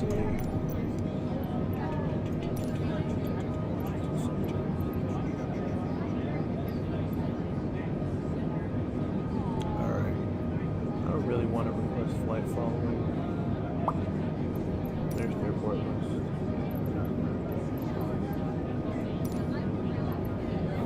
Usually I'll do IFR, but I don't want to. I don't have the energy to keep responding. Like, yeah, go up, go down, go up, go down, go up, go down. I've done that. Visual flight rules. Visual flight rules. Spray that cologne. It is. Get yourself this cologne right here.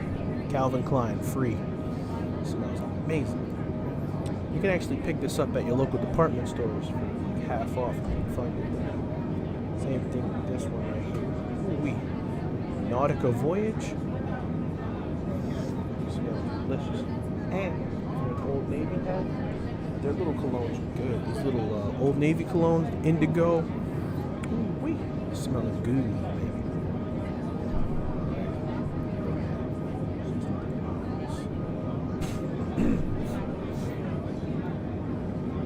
I actually want to check the VFR map to look at our flight plan. And normally, in a normal aircraft, there's a tablet on this side over here. That's not there. And why is this game giving me a hard time? Don't tell me you froze. Don't tell me you froze. Don't tell me you froze. Don't tell me you froze. What is going on? Oh dear. Someone tell me what's going on. Did the shenanigans happen tonight? Did the shenanigans just happen tonight? Don't tell me that you froze. Because I'm not going to be happy about it. Hello? Flight simulator. Please respond. Question mark? What is going on? Oh, Sabotage. It's not. It is not responding. It is not responding. You see what I mean by tomfoolery that this game pulls? See, I shouldn't have said anything. It's never frozen on me. Oh, there it goes. Oh, wait. Oh, I think I fixed it barely. All right, it's just frozen. It's just not having a good time. It's gonna unfreeze soon. I can tell by the way it's acting, but it's just one of those games that this game can. I mean, I'm using a vast amount of video processing resources by streaming this game, and then okay, there we go. There's the VFR map. I told you. Okay, so we're good. We're already on the decel. Oh, whoops! Whoa! I accidentally put it on a climb. Easy. Put that back on CL. Put that back on CL. Sheesh. We're gonna lose our speed. All right, we gotta really look at this. So it's not gonna put us out in the ocean. What I'm gonna do now is I'm gonna go left. I'm gonna come out into this approach. And again, like I said, normally, see where this little tablet holder is? You would have this little VFR thing available to you here, but since we don't have it available, because I don't have the mod for it, we're gonna use our VFR map. Alright, so we're gonna change our heading. We're gonna do 180. We're headed out towards Puerto Rico. Puerto Rico. Alright. We are almost at Myrtle Beach, guys. This is amazing. So what I'm planning on doing is I'm gonna come out here. Once I get to about here, I'm gonna come in and make the turn. And then I'm gonna go ahead and radio in probably by the time I get about here. 127, contact Jacksonville Center on 128.7. Good day.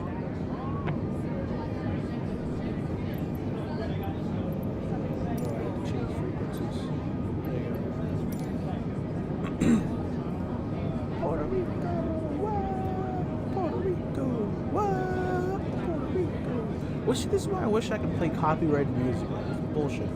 That song would have been great to play right now. Some DJ, what is it? Frankie Cutlass that makes that song. Puerto Rico, Puerto Rico, You gotta get the echo in it, you know what I'm saying? I told myself I wasn't gonna drink this thing tonight, and yet here I am, the motherfucker's almost gone. Gotta have the energy to do this shit, man. It's all about energy. Alright, we don't have to go this slow. Let's give it the beans. Let's give it the beans. Let's do about 260. 260 is appropriate. We gotta make some time here, man. I was going so slow while I was sitting there talking too the whole time. Could have been doing about like 500, but we're probably doing about like 400. Whatever. Soon.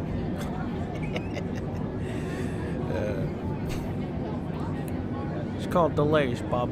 You're lucky I didn't cancel your flight. Crazy, right? All the flights been getting canceled.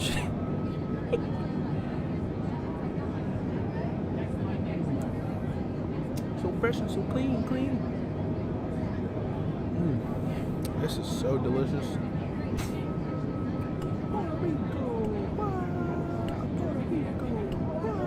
That song's stuck in my head. I'm gonna be Puerto Rico, in my fucking sleep tonight.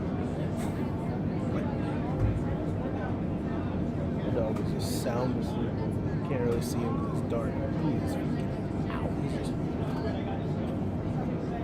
He was snoring like a grown man earlier, like right before I started the stream, and I was just like, yo, you can't be snoring during stream. And he looked at me, he was like, oh, fuck you.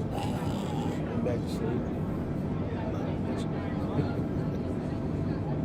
If only dogs could talk. I'm pretty sure they would say some crazy shit. I mean, think about it, bro. Like all the crazy stuff that people would do in front of a dog, because a dog can't tell, right? So like, you figure like husbands and wives like cheating and stuff, and the dog saw everything, but the dog can't say nothing. That's crazy, right? That's the dog talk one day like, yo, listen, hey, I saw so and so with him. They was in the bed getting ready. Next thing you know, I was in there like, oh. Damn, yo. They gonna put that dog in the shelter. He talk too much. That's crazy. Oh boy. Can't make this up. Alright. Why don't we get some outside view going? We get some outside view going. Look at that. Beautiful view. About to start flying over the water soon. I'm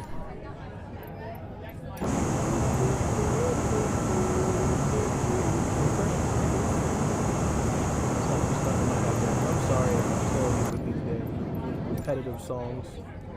Couldn't even talk. I said rip.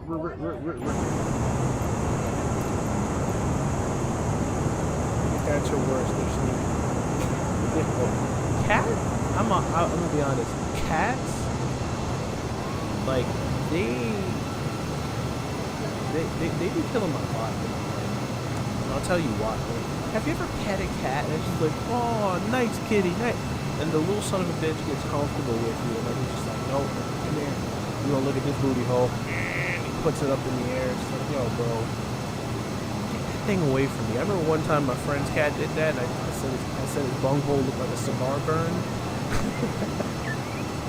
And the cat looked at me funny, like he understood what I said too.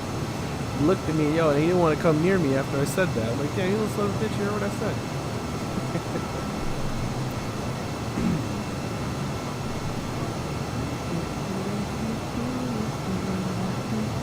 Toothbrush. See, look, I hate that. You zoom in, it's fine. You zoom out too much, and purple. Annoying.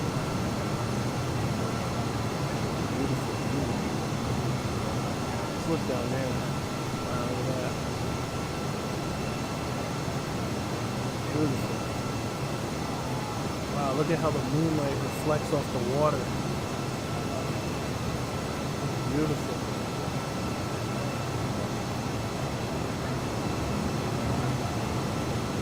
Now we see. It's up that way. Wow. That's so beautiful. It looks so real.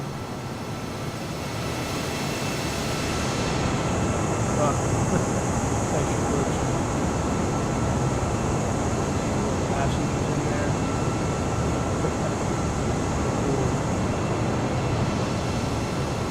That's what it looks like from below.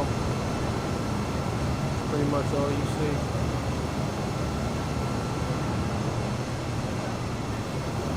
I'm gonna give you guys a flyby. Let me just get far enough away from it.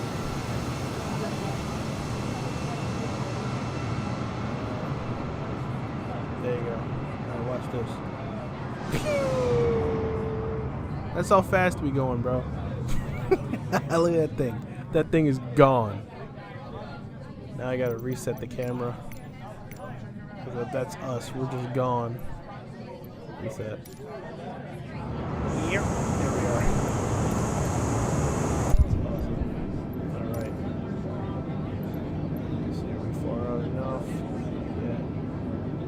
Now we're over the water. If anything gets sketchy out here, it looks like everybody gonna be swimming. But nah, nobody's gonna be swimming. We've got plenty of fuel. The aircraft is totally stable and in good condition. Now I know if I was flying Spirit, I'd wait for Marvin to start cracking his jokes in the chat, like, yeah, bro, you flying Spirit, ain't shit maintained on that bitch. Oh shit, I hear a bolt falling out. I chose Southwest.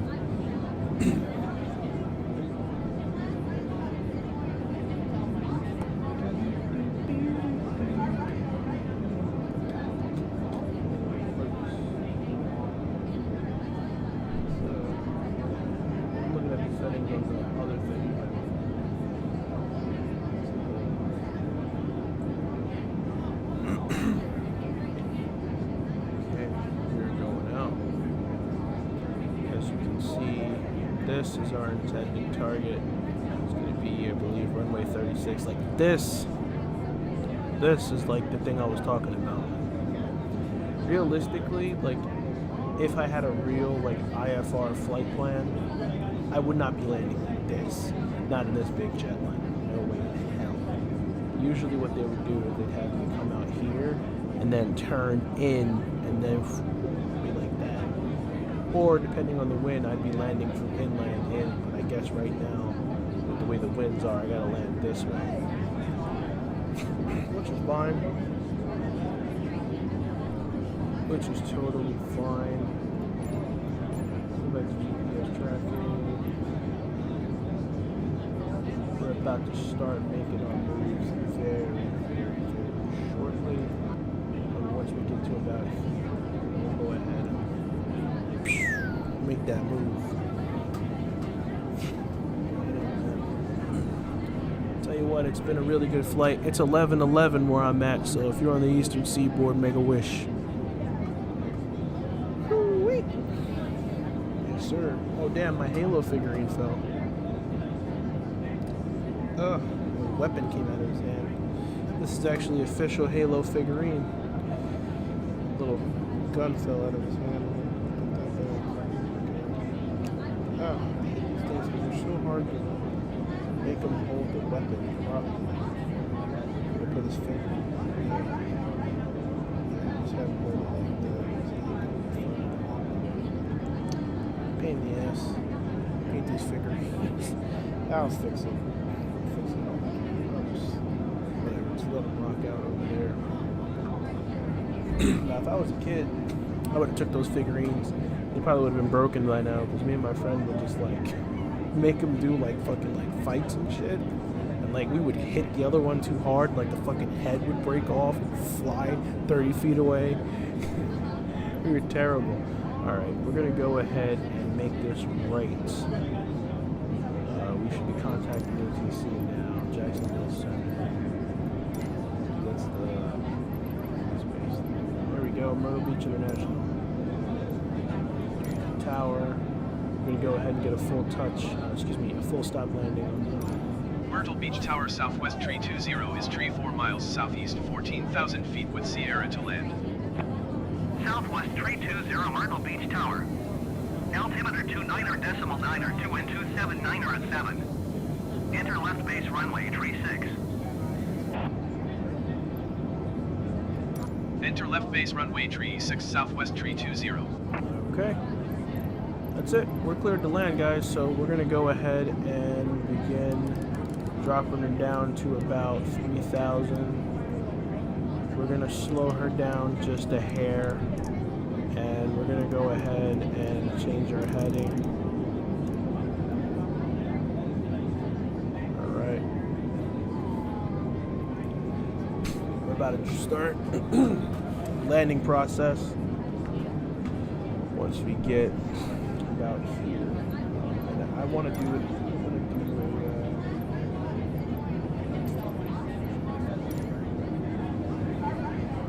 All right. Then once we get on the line there, we're gonna just shoot in.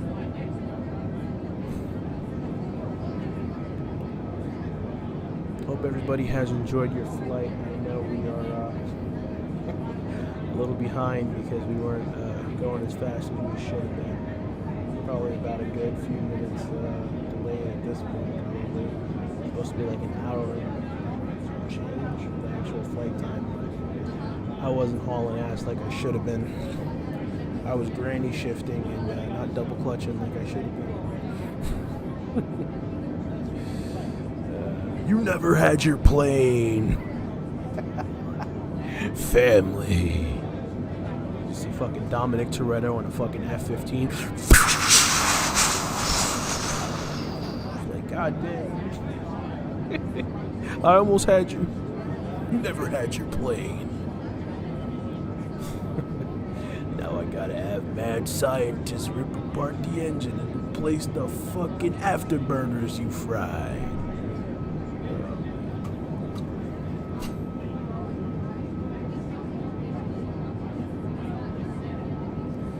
Once we get about here, actually, we're starting to move too far.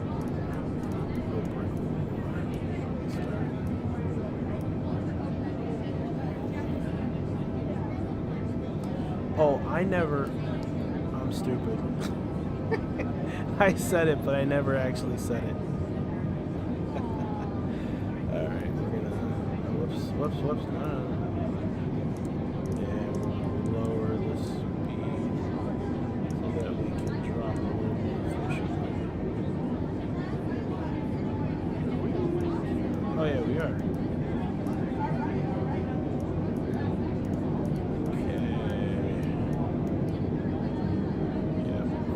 Already roping her in, boys. She will be on the ground very shortly. Once we actually start the landing process, then I actually take over the stick and turn off the autopilot and I help the glove go a little bit. I mean, of course, we do have to put her in localizer and approach mode. Although I don't really need to localize, I know exactly where I am. Just gonna put it on approach mode once I get into the approach. But we do need to drop this altitude before we get there, of course.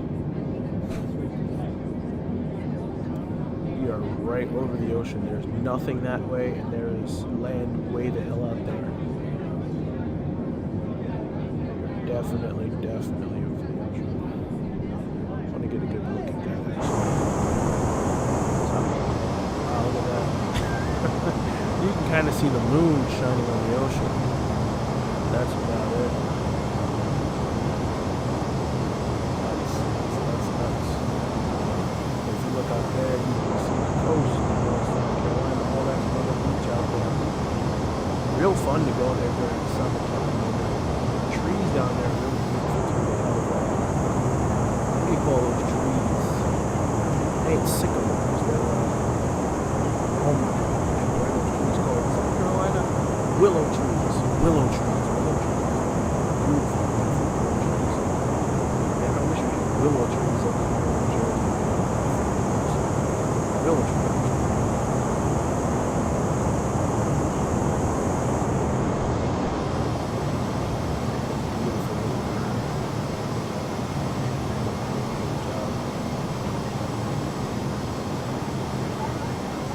I just like the Southwest as well because the sound packages that I'm running on this, Southwest is just the best. The United one gives too much information.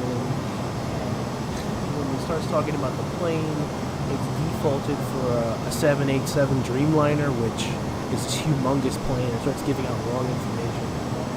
I don't have the Dreamliner, so I'm just going to stick with whatever we can have for us. Plus, I like Southwest. It's a nice little, like, livery to have in the plane. Granted, I usually don't fly them, but, pilot time. We're actually going to turn inwardly.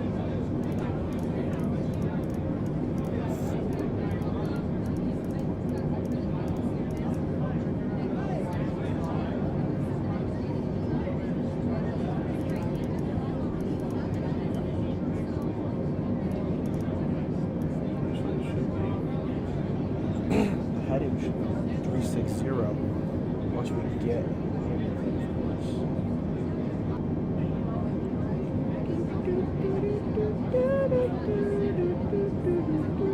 Questions are clean.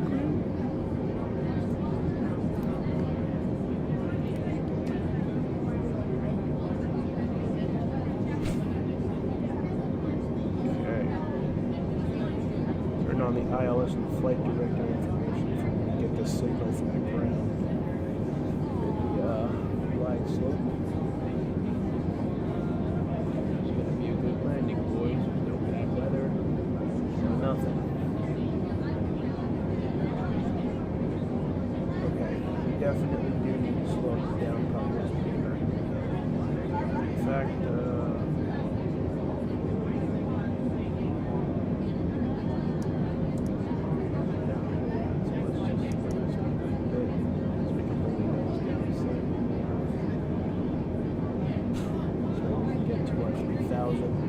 then we can go ahead and dial. Once we get to 3,000, we're going to dial the speed back to about $1.60. It's usually about safe to fly in when you're going to go ahead and make a landing. You just want to be right on the threshold of flying and stalling, sort of, right there at that bare minimum. So when you start to glide in, you can go ahead and bring your flaps down for more stability at lower speeds, and then gives you a little extra lift too at the same time, and then you just glide that puppy right in. You start to pick up the glide slope, probably at about right about there, glide slope. You want to be down at like 2,000, probably like right here. You'll be all set. So it looks like we are lined up. We're gonna go heading 360.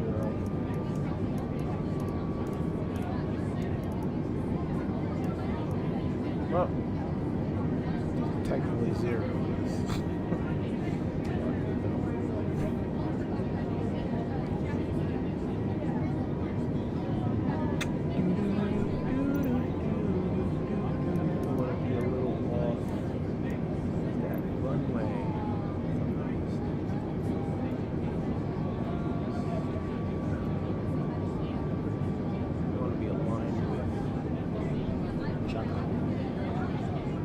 Oh, there's the runway right there. You see it?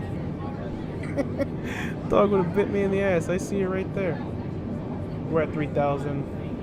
We're going to go ahead and start dialing back our speed, probably about like here, once we get the Chaka. Actually, no, it's probably going to take a little longer. So why don't we dial back our speed to about 218.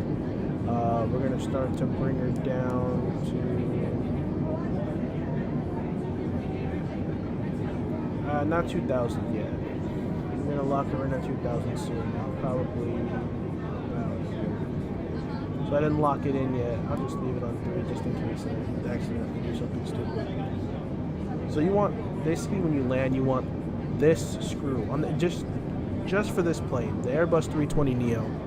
This is the guide screw that you'll use for the center of the runway and basically the center line for everything. Your plane will just always be centered when you use this freaking guide screw. Don't ask me why, it just works.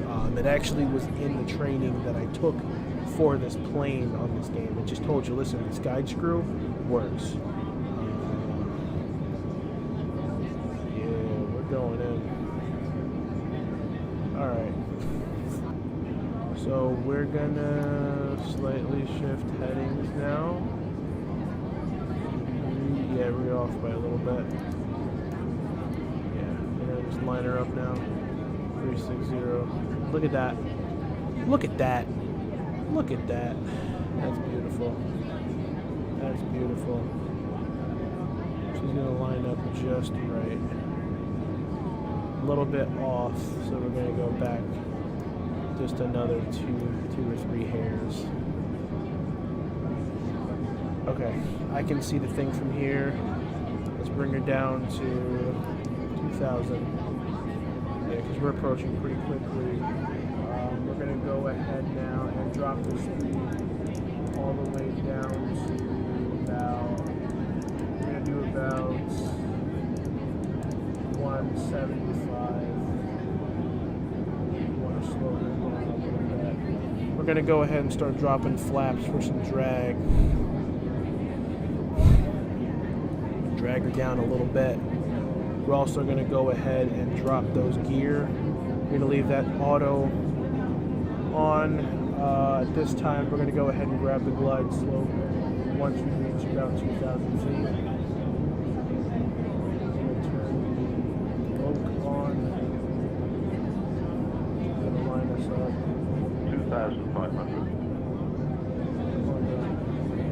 Yep. Smoke's lining it up for us.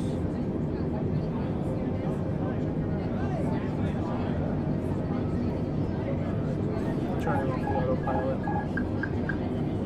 We're gonna go ahead now and put her approach mode and grab the glide slope.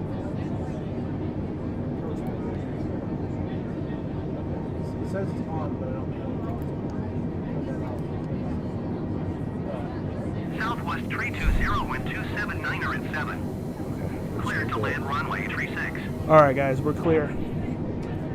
We're gonna put this girl on the ground nice and slow. Okay. Okay, she's gonna maintain speed on her own as long as we have her CL. Okay, we're gonna slow her down now to 160. Southwest 320, please acknowledge. Okay, shut up, I'm acknowledging. Cleared to land runway 36 Southwest 320. Okay. Alright boys, this is the moment we've all been waiting for. I'm gonna put her down nice and easy. Okay. You just felt that? She grabbed the glide slope. That's it. She's in, boys. Alright, we're gonna have our reverse thrusters kick in soon. We're gonna just put a little more drag on her to get her to slow down a little bit. Okay, we're coming in at 160. 600. I'm going to keep her lined up. We're going to tilt a little bit.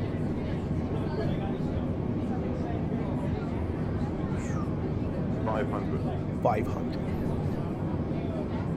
160. This is such a beautiful, beautiful landing. It's so beautiful. 400. We're going to drop full flaps on her. 300. We got to line up a little bit more with that center line. Here she comes. She's coming. 200. All right, we're going to drop the throttle right here. 100. 60. 50. 40. 30. 20. They'll tell us to retard. Retard. 5. That's it. We're flared. We're flared. That's it. Hit reverse thrust. Hitting the brakes.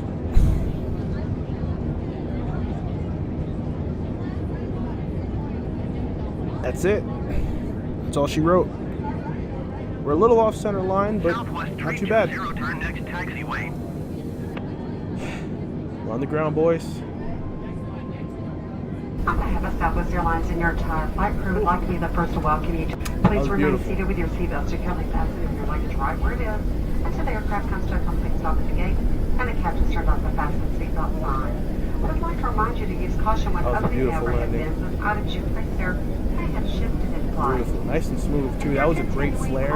I didn't let it drop too easy. To Seattle or Yeah, it's saying random shit now because it's pre-recorded, from the back and get an accurate Southwest Good to know. 320, turn next If you're making a taxiway. connection here in Las Vegas, just check the TV monitor for your gate and flight number. We certainly have enjoyed spending part of our morning with you. Y'all go out and have a good week. Buckle up. Come back and see us again real soon. On behalf of Southwest Airlines and your entire flight crew, would like to be the first to welcome you. Please remain seated with your seatbelt securely fastened. Southwest 320, contact ground on 120 decimal train.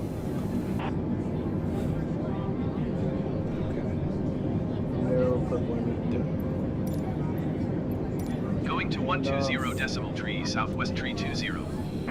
Well, we're here, boys. Definitely here. That was a wonderful flight. Definitely a wonderful flight. I hope you guys enjoyed your flight as well. We're just going to go ahead and bring her over to the jetway. Hopefully this airport terminal has a jetway. Some of them do, some of them don't. I'm pretty sure they do have a jetway though.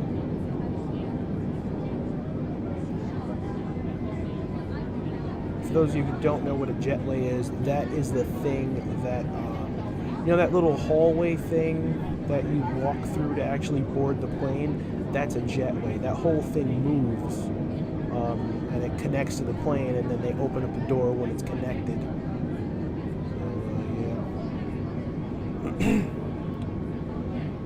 And on behalf of Southwest Airlines, your captain would like to welcome you to Myrtle Beach, South Carolina. Enjoy your stay.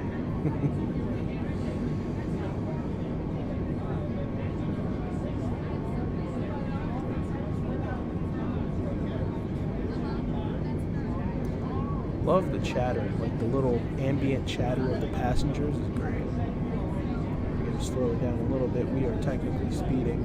We got to maintain that center line too. I keep looking off of the thing to make sure everything's okay.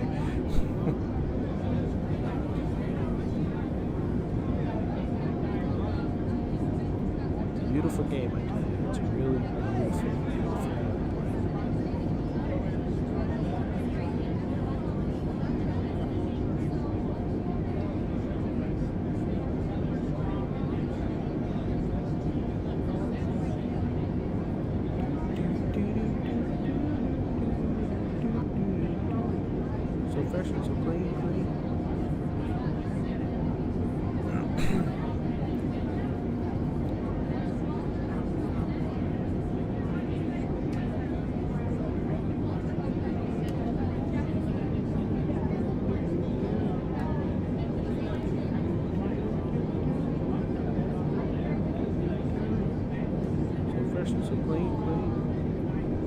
You guys are awesome for staying here, by the way. As always, I love to thank my audience for being here.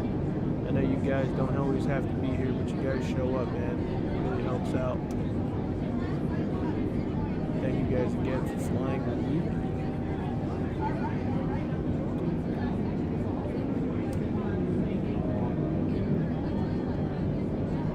Do it. Don't you're an ass. Oh, you're just gonna cut me off, aren't you? Alright, let's go, you crackhead. This guy. These people, do you not see me? Look at this guy. Look at this guy. Bro, I know you see this big ass airplane. Are we dead ass? Are we dead ass, bro? Are you gonna move or what?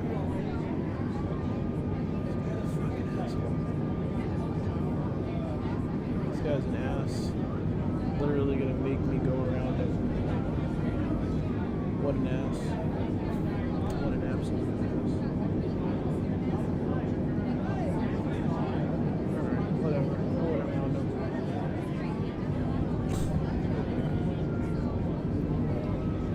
Damn nose is bothering me again. Okay, where's our guy? Looks like that is our jetway? Question mark. Yeah, that's right. That's our spot. Okay. Venture forward. We don't have anything to guide us, which is kind of what? I don't think this airport was modeled correctly because this jetway. Why is this jetway like this? It shouldn't be extended, blocking it. We're just gonna ignore that, I guess.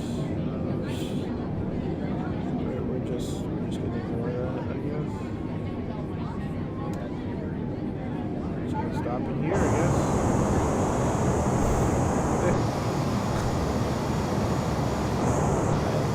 I don't think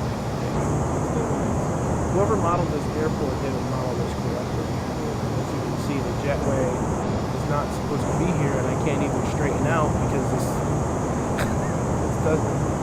I wonder if they can connect the jetway.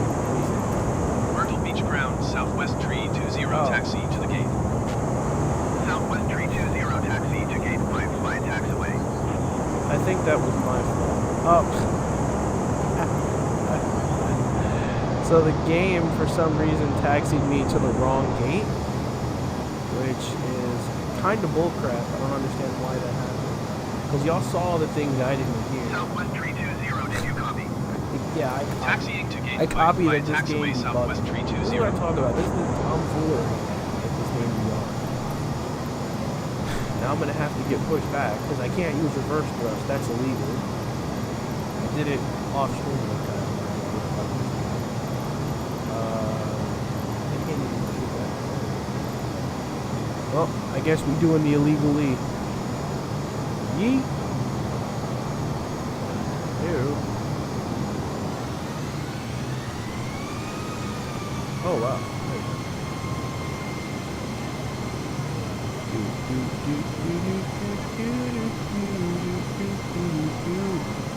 So fresh and so clean. Yeah, we're just gonna ignore what I'm doing, guys, because this is not what you're supposed to do at all, but this game be bugging, so. Oh yeah, no, we're still gonna have to go back a little more.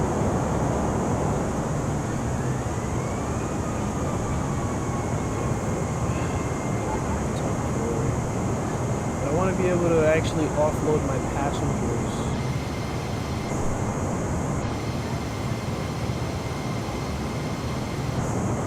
Come on. Back it up, you deep like a trucker. Do a barrel roll down on the ground. I'll do a barrel roll right to the top.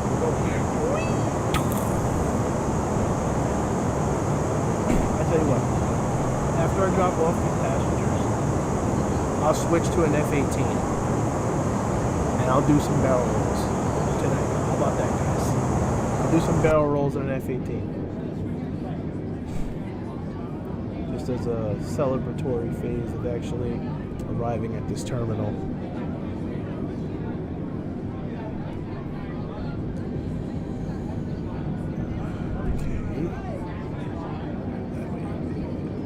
Okay, I see you. I see the guy with my glow sticks. This way? Bro, how much further this way can I go? You don't know what you're talking about, bro. Yeah, this guy is telling me to go this way, when clearly it's not this way. Yeah, this game is wild. This game is wild. He's telling me to go that way. Alright. No, not today, Satan. I'm done listening to this game because this airport is glitched. If this was Newark, it wouldn't have done it. I can guarantee you that. If this was Newark, it would have worked. If this was Orlando, this would have worked. If this Myrtle Beach airport is glitched. The last time we went to Myrtle Beach.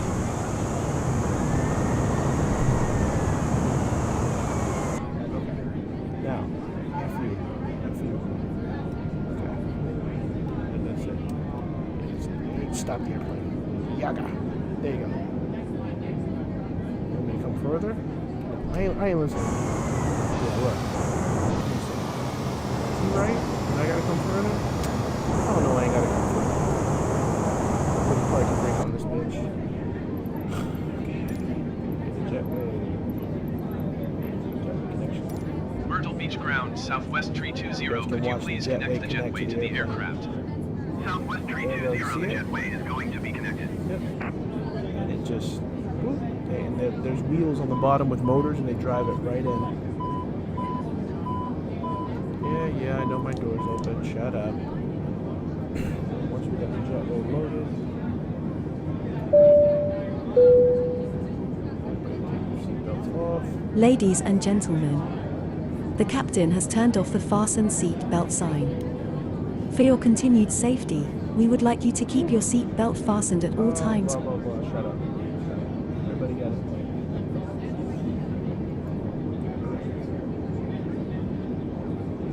Plane. Deboarding successful. My landing rate was -359. That's not bad because acceptable is like 400, so we did a lot better. I don't think it could have been any more smoother than that, really. Most people scored between like 350 and 400, but yeah, it's pretty good. Okay. Now that all the passengers have disembarked, this plane is done. So we're going to go ahead and power her off. There she goes. Shut down. Shut down ATC. We're not going to go ahead and like turn off everything. We'll leave everything for the next pilot so he can come in and do what he's got to do. And that's it. Leave him on probably heading, what, 360, because he's going to have to set it. Oops. Ah, fuck it. Let him do it himself. Whew. And that's it, folks. We have everything set. I'm not going to sit here and do the luggage and everything. Fuck all that shit. We landed. We landed. And now that we landed, I am going to now fly the F-18 for you guys, since you guys want me to do barrel rolls and crazy shit. Why not? Where are we at? Where's the plane changer? Aircraft selector. Here it is. It's going to take a little while to load in, though. Okay. Let's see. Where is the F-18? Should be under F, right? What the hell is it? What makes the F-18? No, wait. F-18. No. F-18? No. F-A-18? F/A? Yep, there it is. Boeing. Boeing makes the F-18. Okay, stupid. There we go.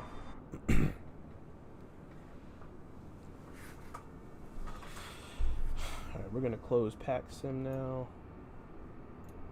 We don't need that anymore running in the background. We can close AirTool. We're just going to be hooning around for just a few more minutes. Okay. Now, there's no reverse thrust on this thing, so I can't even get a pushback, so I'm actually going to have to do slew mode and just kind of cheat. Put myself, I'm just going to ignore that for now. I'm literally just going to put my ass on the runway so we can do some ghetto freak nasty shit with this plane.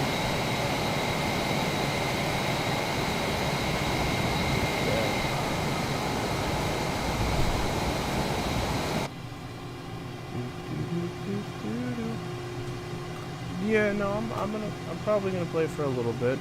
It's only 11:42. I'm just gonna fly around for this for a little bit because everyone keeps telling me to do barrel rolls, man. Where are the lights on this baby? I have no freaking clue. One thing I hate about the F-18, I don't know it well. So turning on the lights, you know what? We don't need to turn on the lights. I'm gonna turn on the real lights. Woo! Daytime. Ooh, I bet that's bright. Sorry guys if you had it on dark mode and I just scarred your eyes with that. But sheesh. Reload this baby. Yes, sir. Alright, boys.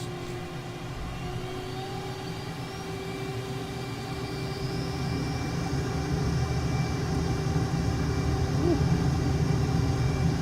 Let's get her going.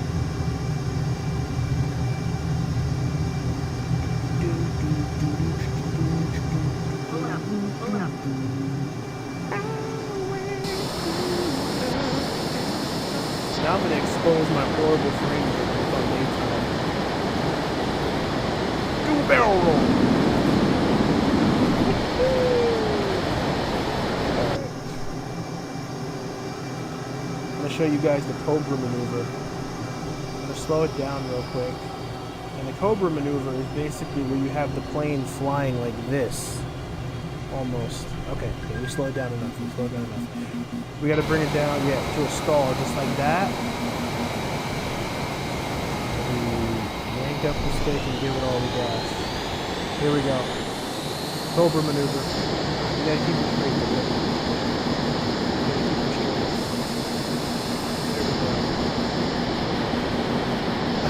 You don't want it to walk away. Might have to use afterburners. Okay. Whoa! Don't stall.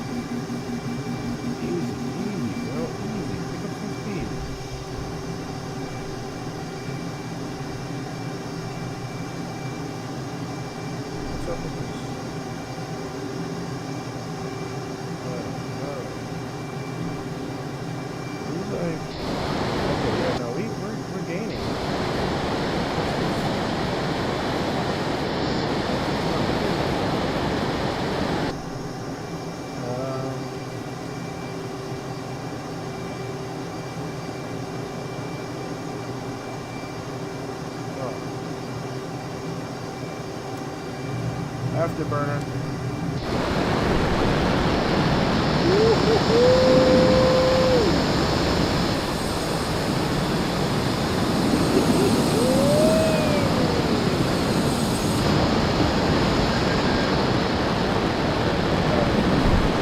We're gonna do some low flying. Oh yeah, baby. We got the afterburner burning now. Let's put it down.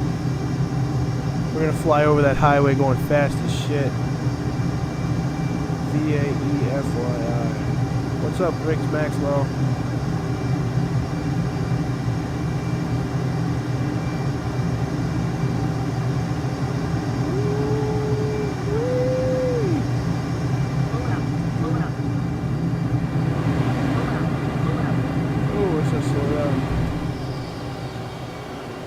Yeah, I don't. If I had this, like, the graphics up a little bit better, the highways would look really cool.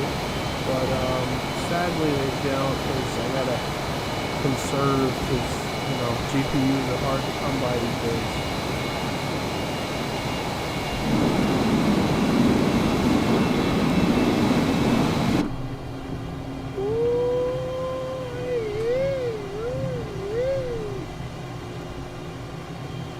Alright, there's a highway right there.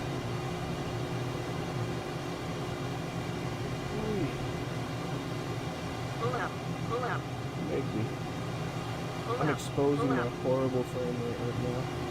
Check gear. Roll left. Roll left.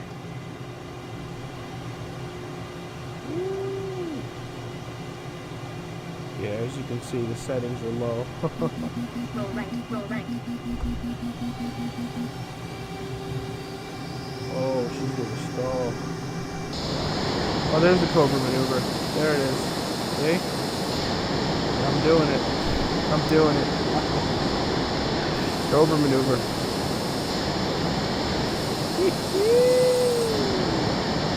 This thing is very stable at low speeds. There's the Cobra maneuver. That's not a camera effect. I'm literally pointed up and flying straight. Yeah. Could you imagine, like, you're just chilling at your house and you see one of these bad boys doing the Cobra maneuver?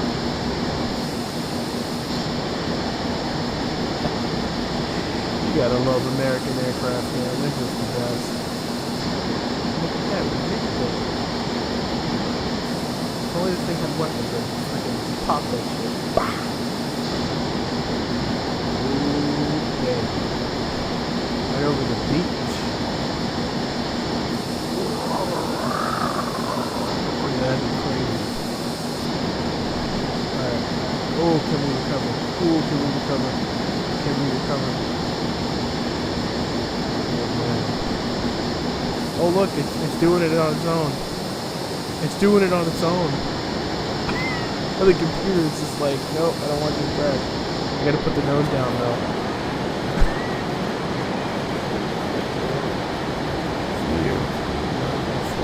What's up, Miller Gilbert? I'm not following what that means. I don't know. Yeah, I don't know what that is.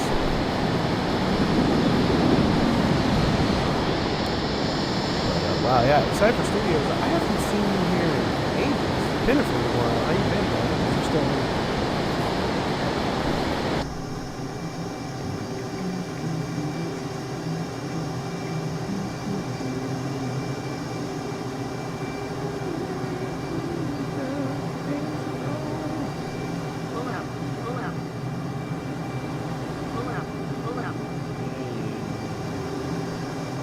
Tell me how to fly my bird.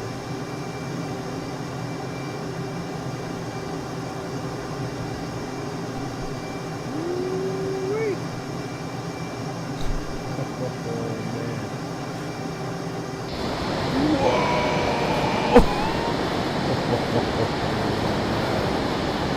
Oh my God. Yo, could you imagine if you saw a plane fly by like this? Hold up. Hold up. You gotta play.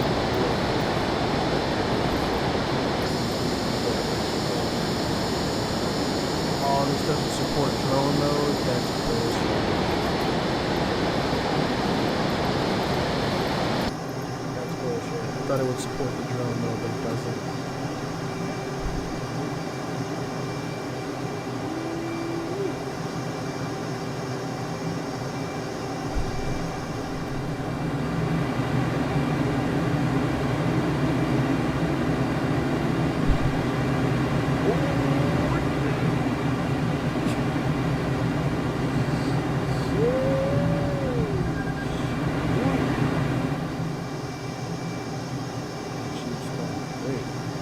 Go into those clouds over there.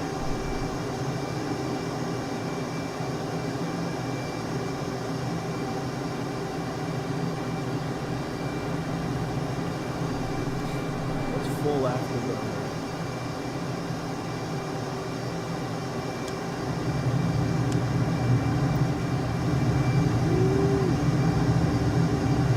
Full afterburner. Ooh, that bitch.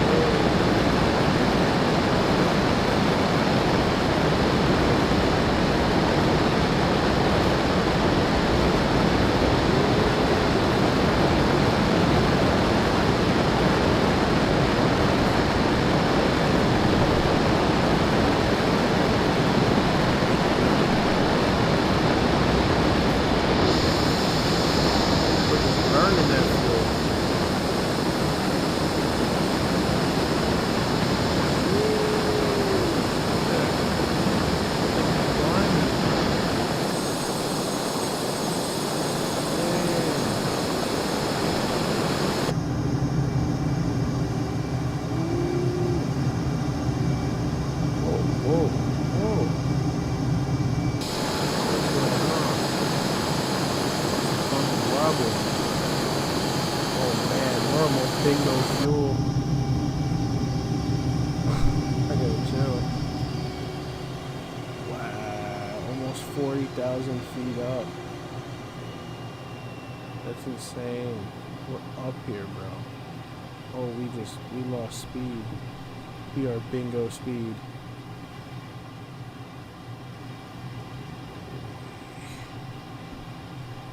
Is it? Oh!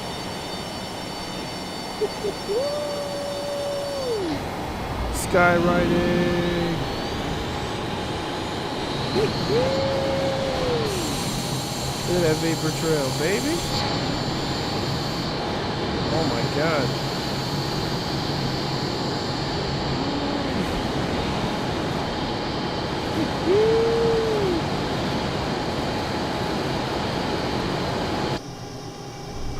Put it down.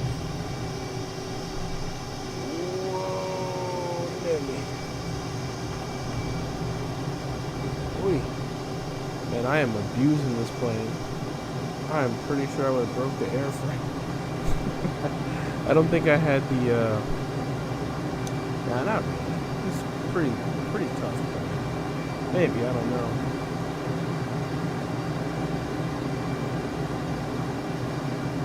I don't think I had the crashes enabled. But, yeah.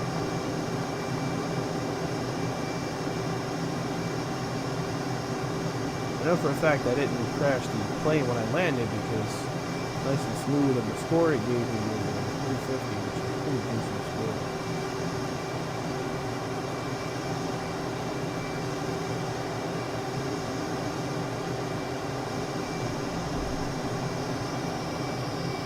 Alrighty. We'll just get real quick. See if we can't land this back.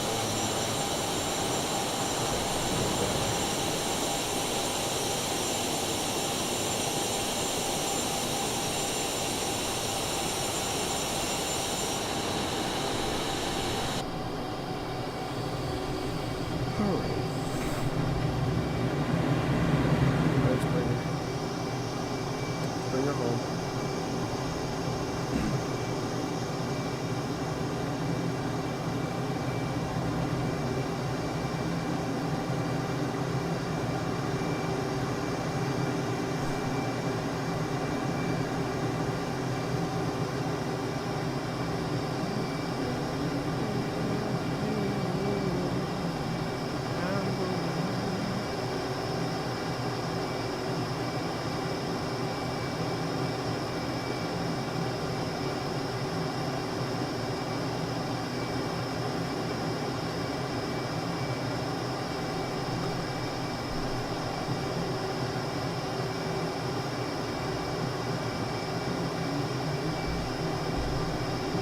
wish I could play copyrighted music. That damn song has been stuck in my head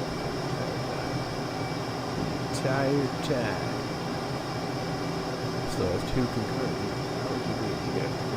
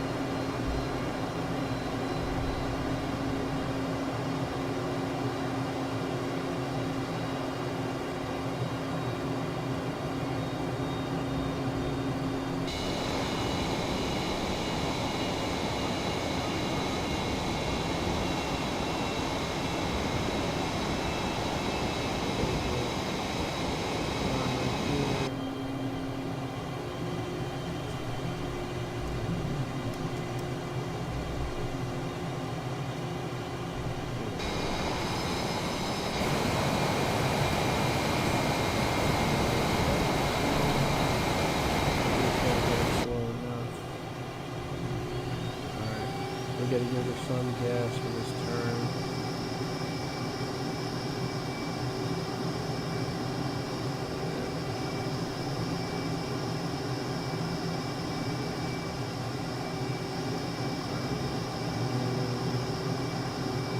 Go ahead and get a turn.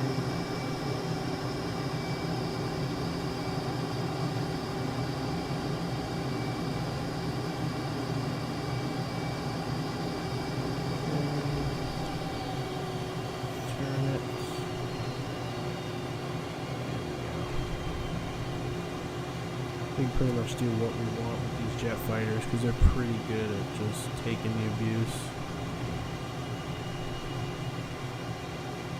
Okay, and here we go. Power.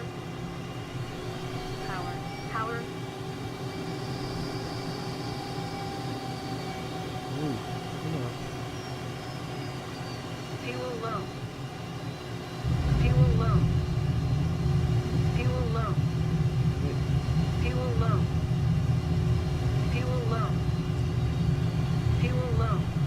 Yeah, no, we ain't got fuel on it.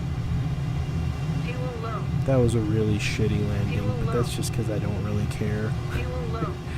I'm ending the stream soon, so I just gave you guys what you wanted. Alright guys, and as you can see we're pretty much almost bingo fuel. Burnt it all on that afterburner. But ladies and gentlemen, thank you for coming to my stream tonight. It is now 12 midnight. I'm probably going to hop on Ark for a little bit myself and then go to sleep. So I'll see you guys soon with more content. It's been real. It's been a pleasure streaming tonight. Y'all have a safe one. Love you.